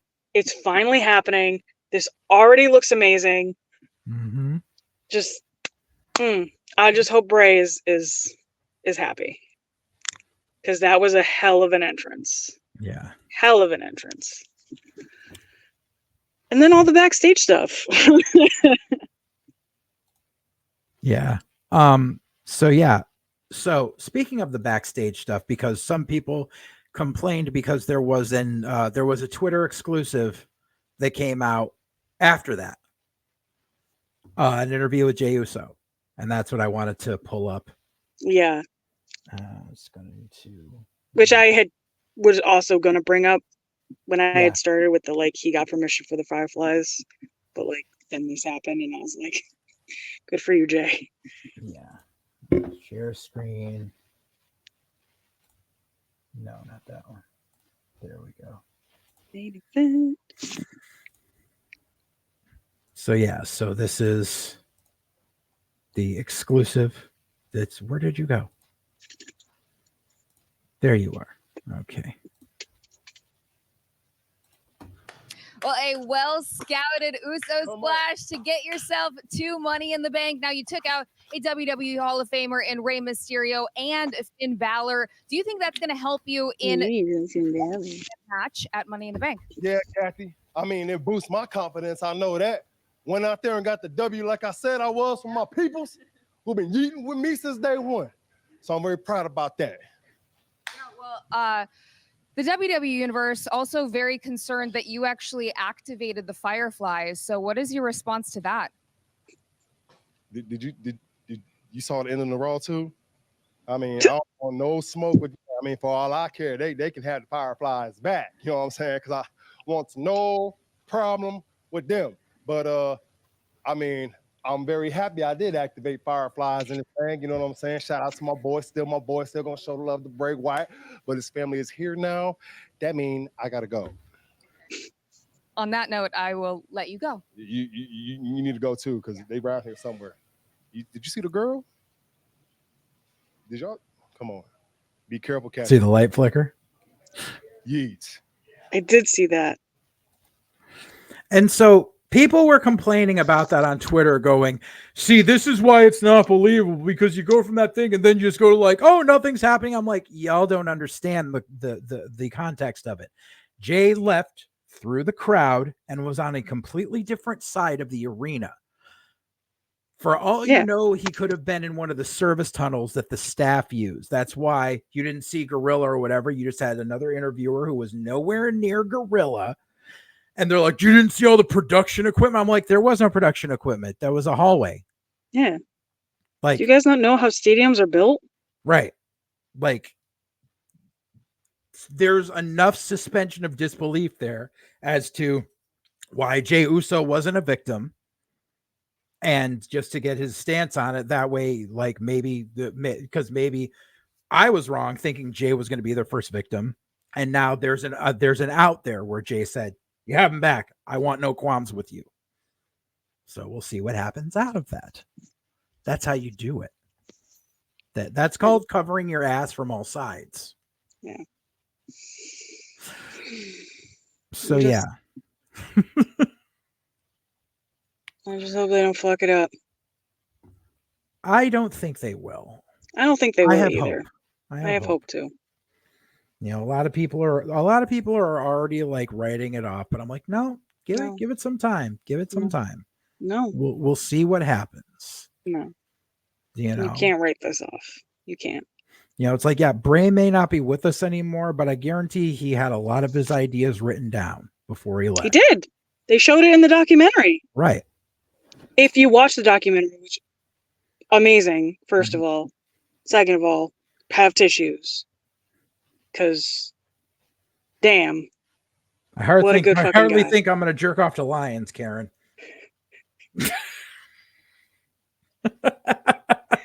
Have tissues for the tears, you son of a bitch. I know. But they did. They showed that he had all this written out and drawn out, and like, you know, I know that they revealed what the Fiend costume was going to look like when he came back, and like it was just, I mean, yeah, it was with the partially ripped open face of the Fiend and all that stuff. Yeah. Oh, there was one other thing that I needed. I forgot to pull up. Let me see if I can pull it up real quick here. That I thought was once again covering your bases from all sides. Where are you?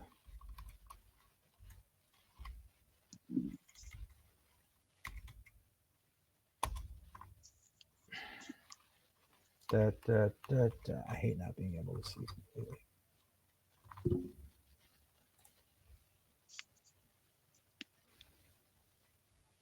There it is. So I have to share a screen for this, but where'd you go to? I can't see. Hopefully they didn't hurt Finn. No. Share screen.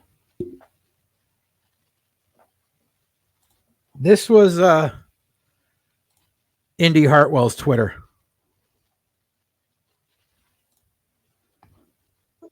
Oh yeah, because isn't she? Oh God.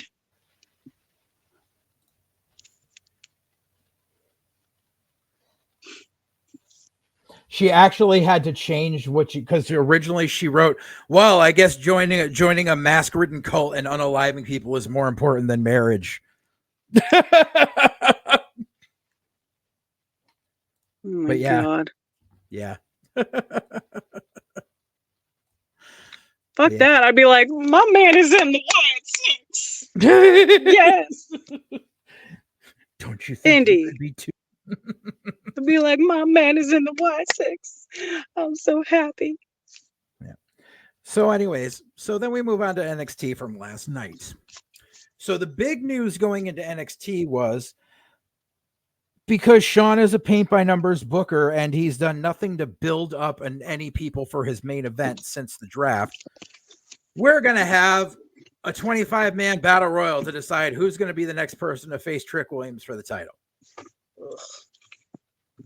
Because reasons. Like, this is the problem with Sean's booking is they took some people from him, but then like because he plays his favorites and you can obviously see who his favorites are, there aren't enough people being built. But I'll get into more of that after we cover just how NXT opened. Because NXT opened with a lot of the people already in the ring. There were people from NXT, there were people from Raw, there were people from SmackDown because Cody Rhodes told Trick there would be people from different locker rooms there. But the big surprise to kick off the show was the last entrance into the Battle Royal.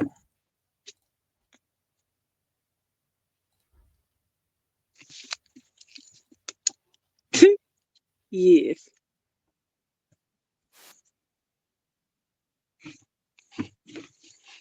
Now, Wrong screen. is it though? Yes. It's the ladies' man.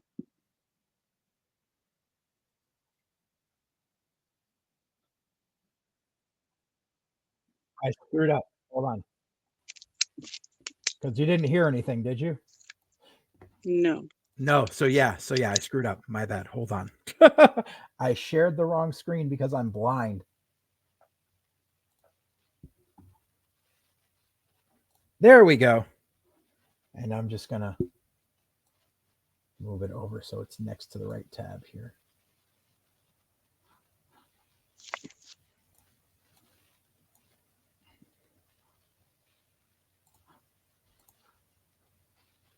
Say his name and he appears. I believe in Joe Hendry. I believe in Joe Hendry. Cause they love him in London and Paris and Tokyo, America, Scotland and Canada and Mexico. They say, I believe in Joe Hendry. I believe in Joe Hendry.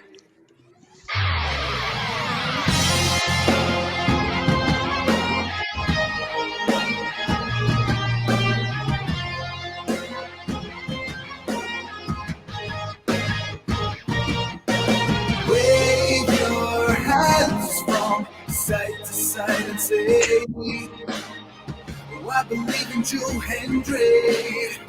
Joe Hendry is a prestigious wave. I don't know what to laugh at more, the video or you reacting to the video. It's fucking Joe Hendry. So Joe Hendry is a Scottish wrestler who has he was in Ring of Honor for a bit. He's gotten really popular in TNA in the past 2 years because of his entrance music and his video. He's gone viral. That entrance video has over 35 million views. Fair enough. And basically like among internet wrestling fans, like, you know, the Joe Hendry meme when you see it. And a lot of the internet fans were expecting him to show up at Clash of the Castle because he's Scottish. And everyone was like, say his name and he appears. But he wasn't there, but he showed up on NXT and cuts a little bit of a promo, gets in the ring for the Battle Royal, and he's the first one eliminated 45 seconds later. That's who everybody was pissed about. Yes. I read that people were pissed about this guy had shown up. It was super exciting. First one out. Mm-hmm. And people were pissed. Okay, now I have a face and a music video. I can see why people were pissed. Joe Hendry. Sadly, I do. Don't know him, but that song is going to be stuck in my head the rest of the night. Thanks. he's eventually going to get signed. Like, Oh. I have no doubt about that. He's got a lot of charisma and he's great in the ring. I was like, so yeah, like, and the thing is, of course, all of the AEW tribalists are like, how is it that everyone knew who he was without them doing a hype package? It's like they know how to use Google. It's like, no, because the dude is a walking meme who went viral on his own. Like, there's a difference. Like, nobody knows random indie flippy Japanese guy because he had a bunch of matches in the Tokyo Dome. People know Joe Hendry from fucking videos and memes and viral marketing. That's why. And I guarantee it's not the last we see of Joe Hendry. However, there was another TNA talent in that battle royal that was completely overshadowed, and that was Frankie Kazarian.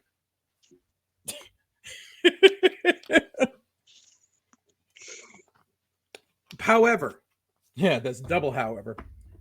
So all these people in there, and it was a lot of it was NXT guys. I was particularly mad because I thought that this would be the time to finally push Lexis King for the title, Brian Pillman Jr. Because since showing up there, he has shown that he can do character work. He can cut promos, both pre-recorded and in front of crowds. He has honed his in-ring work. He works great as a heel. He's there. He's ready. But apparently Sean has some mystical grudge against Brian Pillman, even though he's been dead for 25 years, where he doesn't want to push his kid. Like I said, Sean plays favorites. So Lexis King is eliminated in the middle of it. And I'm like, why? What was the point? Like, he's the one that should have gone over so you could have a good, you could do, because the thing is, which I'll get to, hold that thought. So we see eliminations, and basically, you got mid-carders, you Dragon Lee and Umberto and Angel were in there, and got guys from NXT and yada yada, and Tyler Bate was in there, and it was a lot of filler.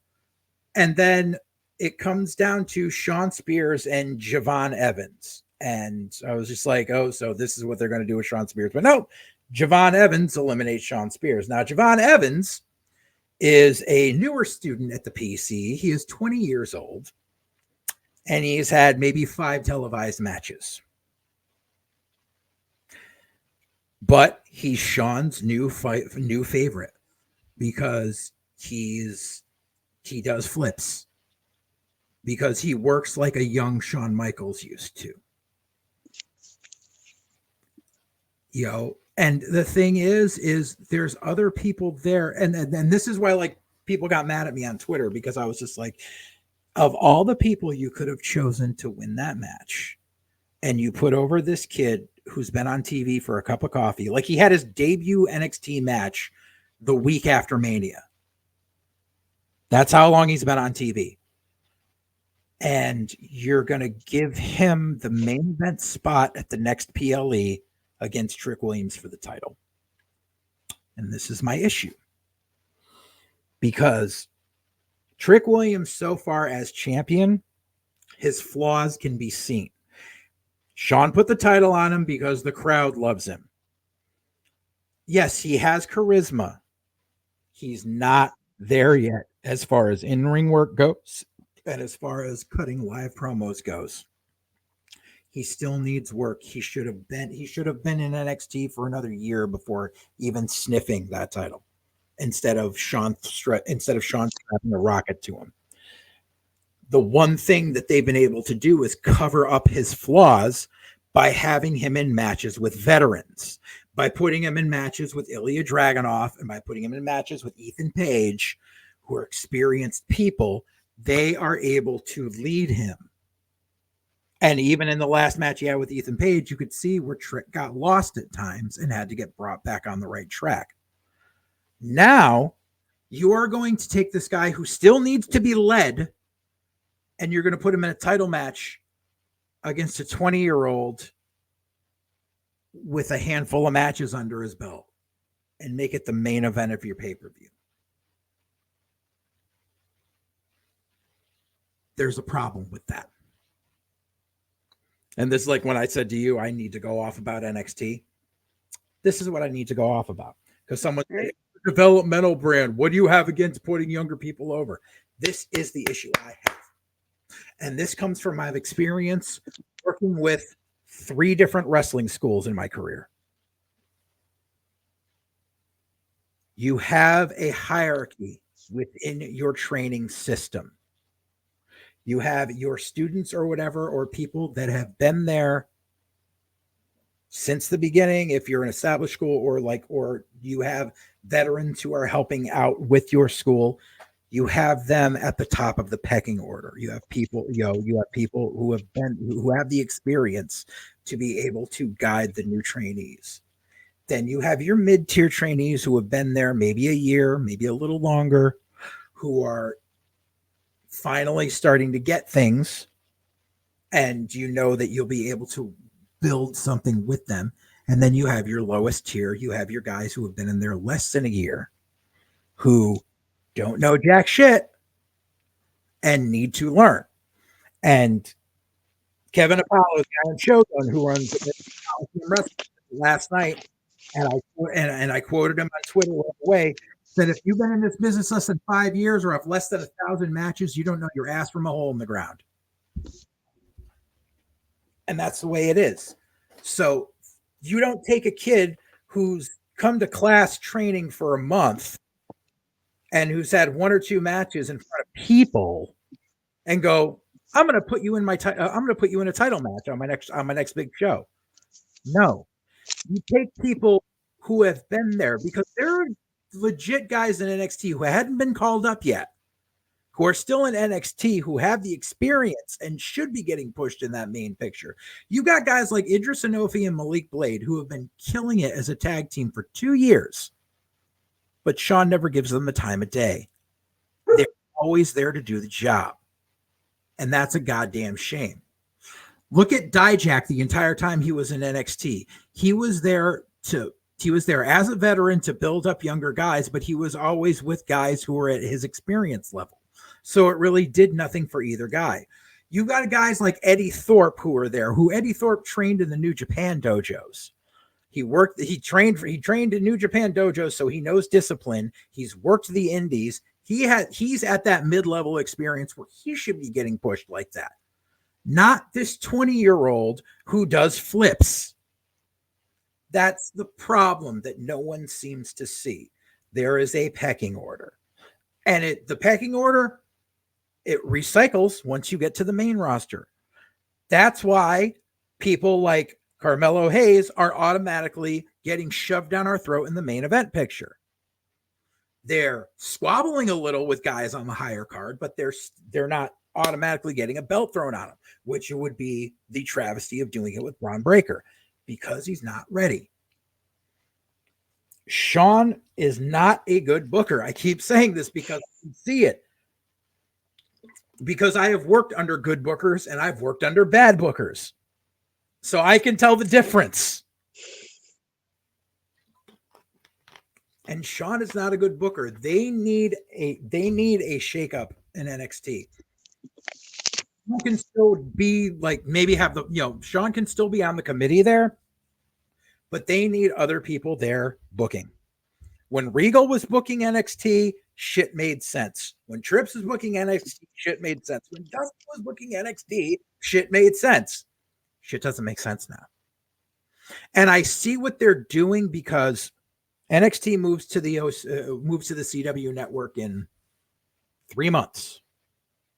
3 months, it's going to be on the CW, and it's going to be a completely different audience. And much like I saw another show talking about it, the CW has a much more quote unquote urban fan base. So they are obviously pushing a lot of African American talent, and that's fine. I have no problem with that. But make sure they have the experience. That's my problem. So yeah, and that was just the Battle Royal. Then they had this 3-way women's tag match. There it was JC Jane and Jasmine Nix versus Roxanne Perez, the women's champion, and Lola Vice versus Jakara Jackson and Lash Legend from Metaphor. Lash Legend is horrible. She is never going to get better. just because she's a 6'2" chick that used to play for the WNBA doesn't mean anything. She's terrible. She's been there for a few years now and she's not getting any better. It's time to cut her loose. She doesn't have it. She injures people. She's sloppy in the ring. She doesn't know how to sell. Get rid of her. Lola Vice, she's still too green for me to judge. I think she'll eventually get there. But they should give her more personality than I do kickboxing and I'm a Latin chick that shakes my ass, because that's tiresome. That's really tiresome. Yeah, I'm already tired of it.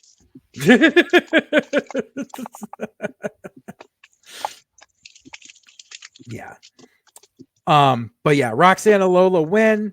Roxanne had mentioned in a promo earlier on about how she saw Lola eyeing the belt last week, and Lola says, I'm not going to turn on you in this. She's like, well, I'll come for that belt when I'm good and ready.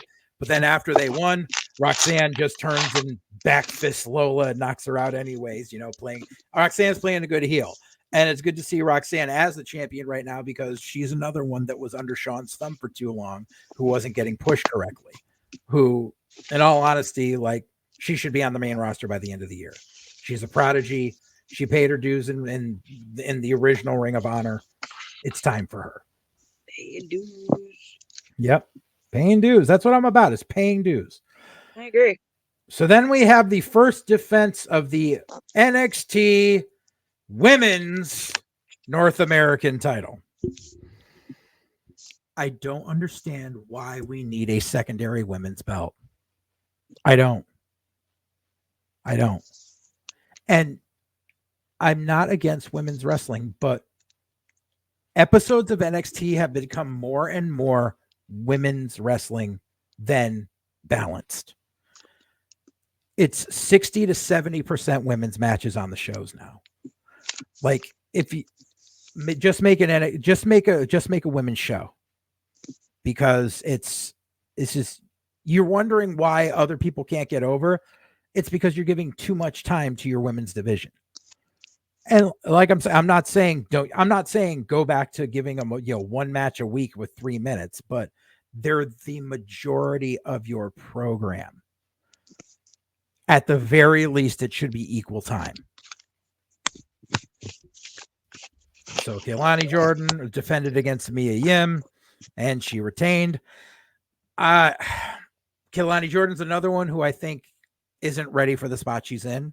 I think if you're going to do this mid-card champion stuff, I think that belt should have gone to Sol Ruca at the pay-per-view. She's far more over. She's advanced further on. I would have gone that route, but we'll see what happens. Let me see here. After that promo segment, Obafemi, the men's North American champion, had a face-off with Wesley in the ring. Obafemi is another guy who is green as hell, but they have a belt on him. Why? Because he's big and jacked, and he basically looks like if you put fucking Brock Lesnar and Kofi in an Atom Smasher. Like, yes, he's big and jacked. He's still green. You don't need to have a belt on him. He should have spent a year doing the Florida house shows to build up his talent. Then you throw him on TV and start. But no, this is the guy, because the NXT Men's North American title used to be what I called the only semblance of the old black and gold NXT. That's what it was to me. Every time you saw the North American title featured, you knew it was going to be a technical classic, or there was going to be a lot of like differentiating styles, and that match was going to tell the most story on the card. That all went out the window when Wesley had to relinquish it because of a back injury like 6 months ago. And then they went and put it on Dragon Lee, who then dropped it to Obafemi in 2 days. And ever since then, it's like, no, now I'm sorry, but this guy's always going to be big and jacked. That's not going to go away overnight. You should have him running through the undercard and getting his druthers in the ring before, because they're having to do the same thing with him that they have to do with Trick, where they have to put him in there with veterans to hide his weaknesses. They've been putting him in there with Ivar and Josh Briggs and Joe Coffey and all them guys who know what they're doing. So now Wesley wants a shot at the North American title, and they basically made it so this is his last shot at the North American title as long as Obafemi holds it. So either Wes is going to win the title for the 4th time, or he's going to go to the main roster. Either or is better than the current standpoint. Then we had another women's match, Fallon Henry versus Carly Bright. Fallon Henley recently turned heel. I had nothing with this. Yeah, I had nothing to care about this. And I believe Fallon Henley won. I don't know, because this is where I was just like, I can't take anymore. And I turned it off for the night. And I didn't go back and watch it. Then they had the OC with Mia Yim against Chase U with Thea Hale and Rich Holland. I love Mia. I love Mia. I love Thea Hale. She's another one who should be getting pushed that isn't, and I don't know why. Because she has the charisma, she has the aura, and she's not sloppy in the ring. And Chase U gets the win. Okay. See where we go from here. Then in the main event, because so earlier on, Ethan Page complains that he was never actually eliminated from the Battle Royal, and he gets in Javon Evans' face in the GM's office and says, I should still be in this, yada yada. And so rookie Javon says, I still got one more match in me. So they decide that that's going to be the main event, is Ethan Page versus Javon Evans. And let's see. Result. Page defeats Javon Evans by pinfall. So what they're probably going to do is now make this main event a triple threat with Ethan Page included, because he says, I've been the guy that did this. And so now Ethan Page is going to have to carry 2 greenhorns instead of 1 in a triple threat. I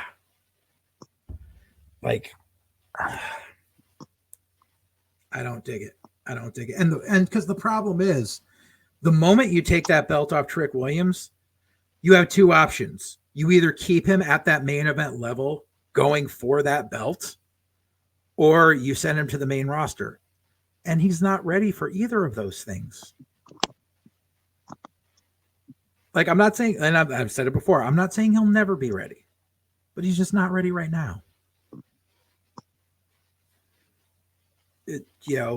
It's funny because the same people that say, hold on, let them cook, slow burn, also want to see these people who are not ready to come out of the oven get pushed to the moon. And that's why I say the things that I say, and I do the things that I do. Mm-hmm. It's, and that's why my opinions differ from some other people. Like I said, like I listen to Jim Cornette's podcast. I listen to Eric Bischoff's podcast, and I agree with them on some things. I don't agree with them on others. I don't see Braun Breaker as a star. They don't, what do you call it? Cornette doesn't see Carmelo Hayes as a star, which I'm sorry, but Carmelo Hayes is the future of that company. Yeah. And that's not just me showing preference because it's a kid that I've worked with. That's just me seeing talent. It's like, granted, okay, yes, the people who I see becoming big in the next few years are Carmelo Hayes, Dijak, and Josh Briggs. Have I worked with these men? Yes. Is that the bearing on what I'm saying? No. It's based on what I've seen them do. And also, the one thing that I think, because obviously we're seeing more of a working relationship between NXT and TNA. Jordan Grace faced Roxanne Perez at the PLE, didn't win, but then Jordan Grace did an open challenge at the TNA pay-per-view, and I forget which. There was an NXT women's roster member that came out to face her for it, and Jordan won. So we're doing a 1-on-1. Brooks Jensen has been doing a thing where he's been interfering in the crowd on both shows. we're obviously getting a working relationship between NXT and TNA. Whether we see more TNA with the main roster, who's to say? Two things that I take away from this. One, I think it's utterly hilarious because Mustafa Ali and Dolph Ziggler are in TNA, and they went in there talking shit about how they were held under the thumb of WWE and blah, blah, blah. And I was like, guess what, guys? Guess who you're working with again? How you got to wait that long? You got to wait that long. That's what. But this is the relationship I think that needs to happen. I think because of where TNA is, because they're on Access TV, which is a station that not a lot of people get. I mean, I get it, but I know a lot of people don't get it. They're on a station a lot of people don't get, but they also have the Impact Insiders where you can subscribe to them for $1 a month and watch Impact on the YouTube and everything. They do smaller arenas. Even for their pay-per-views, they only do like max crowd of like 1,400. Like they keep it around 1,000. They try to keep it a uniform look at every place they go. What I think should happen is TNA becomes to NXT what Evolve was to NXT in the from 2015 to 2018, 2019 was there. If there were people in developmental who needed more seasoning, but you couldn't give them TV time, you would send them to work with Evolve and work the Evolve shows in front of the smaller crowds, get their druthers, have them work with the vets there. So that way they're in a different location. They're not taking up your main TV time, and and hopefully they will improve. And then eventually you bring them onto NXT to show what it's done. And in the meantime, you can do the talent exchange of TNA veterans going over to NXT, much like veterans who weren't being used a lot on WWE TV during the early 2000s would go down to OVW because it was a smaller arena. It wasn't seen by as many eyes. And that's the kind of exchange you can have, because there's definitively a handful of people in TNA who are never going to be able to be on WWE television because of their pasts, because of whatever reason. But there's no reason why WWE talents can't go over to TNA for a cup of coffee to do some stuff there. You know, AJ Styles on his fucking farewell tour can go back over to TNA and fucking have one last run over there for a little bit, because that was his gimmick, whatever. And everybody loves coffee. And he's not going to be missed over on SmackDown for that couple of months. You know, stuff like that. But yeah, you know, I think that would be the good advantage to it. I think that's the system that needs to take place going forward, as long as this partnership keeps going on, which that's not the only partnership going on, because as announced over the past week, WWE is working with Pro Wrestling Noah once again. AJ Styles is going over there for one of their big events to face Marufuji. And then I think there's a couple of women's talents going over to the next Marigold show, which is the new women's promotion in Japan that popped up in the past few months. So yeah, and supposedly WWE may start working with AAA in Mexico too. Ooh. Yeah, since, you know, Tony Khan's giving them the cold shoulder because he wants to work with CMLL instead. So we'll see what happens. But the door is definitely blown way wide open, and TNA is already getting treated better by WWE than they ever were by AEW. Yeah. So we'll see what happens with that. We shall see. We shall see. We shall see. We shall see. So, two little bits before we finish up with this program. One is I almost jumped the shark on it, but luckily I won't have to. Let me just make sure I have this queued up right. We have to do our new segment, Ladies Love Dusty Rhodes. Oh, hold on, let me get rid of this banner first. Yes, they do. We got to do our new segment of the Ladies Love Dusty Rhodes. So For those And of you you do who love Dusty Rhodes. hadn't joined us on our last episode, what happens is I'm going to put a picture of Dusty Rhodes on the screen, and then I'm going to play some audio with it. For those on the audio version only, for all intents and purposes, this is a Lost Dusty Rhodes promo. And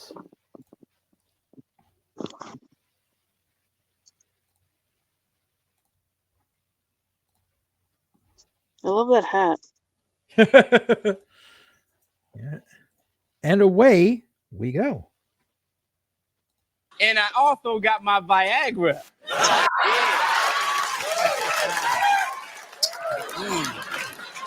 Yeah, that's right. You heard me.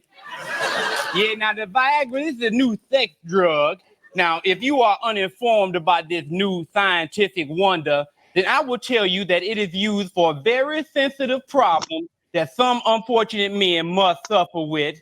And I'm talking, of course, about chronic fatigue syndrome of the wang. Yeah. Mm-hmm.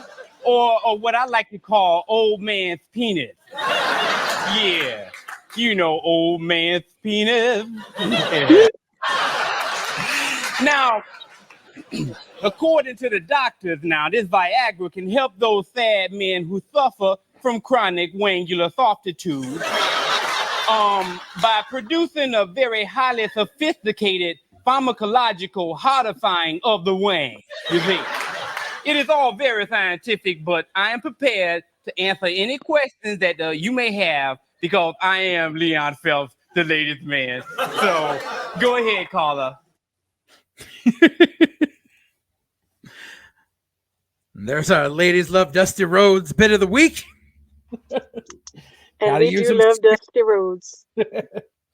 So the last thing before I close out is I said I had one more bit of good news concerning the channel.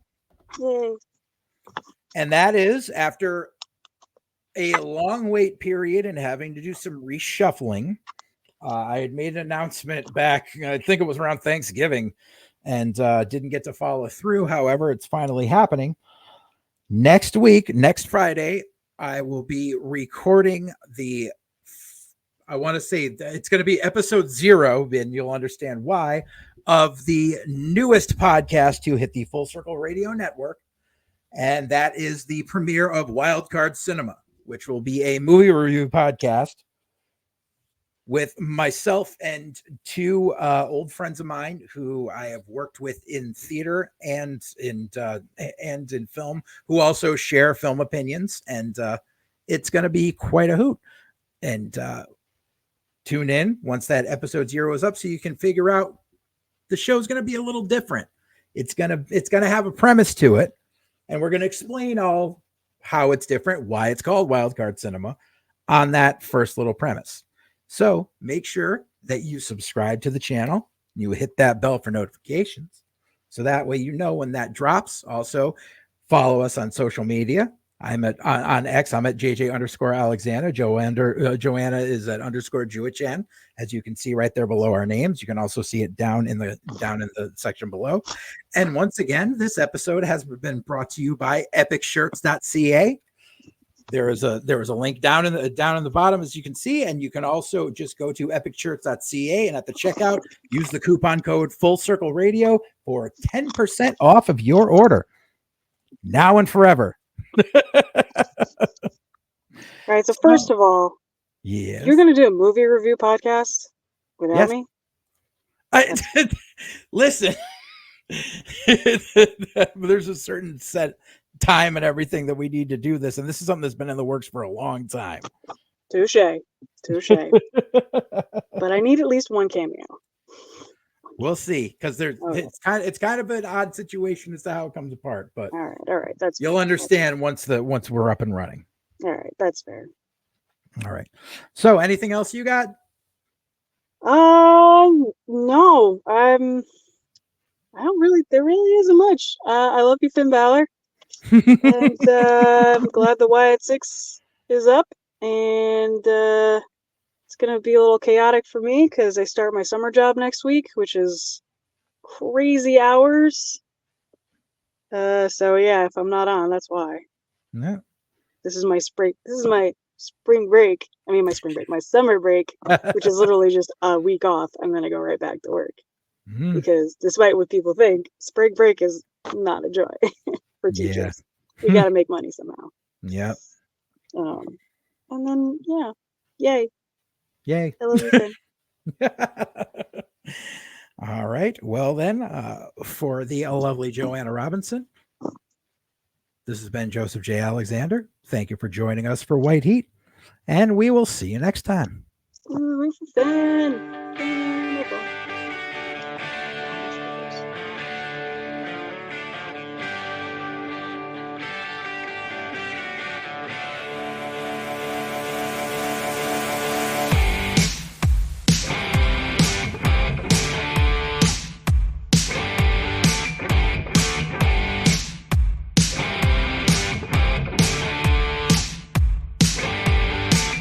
There's a street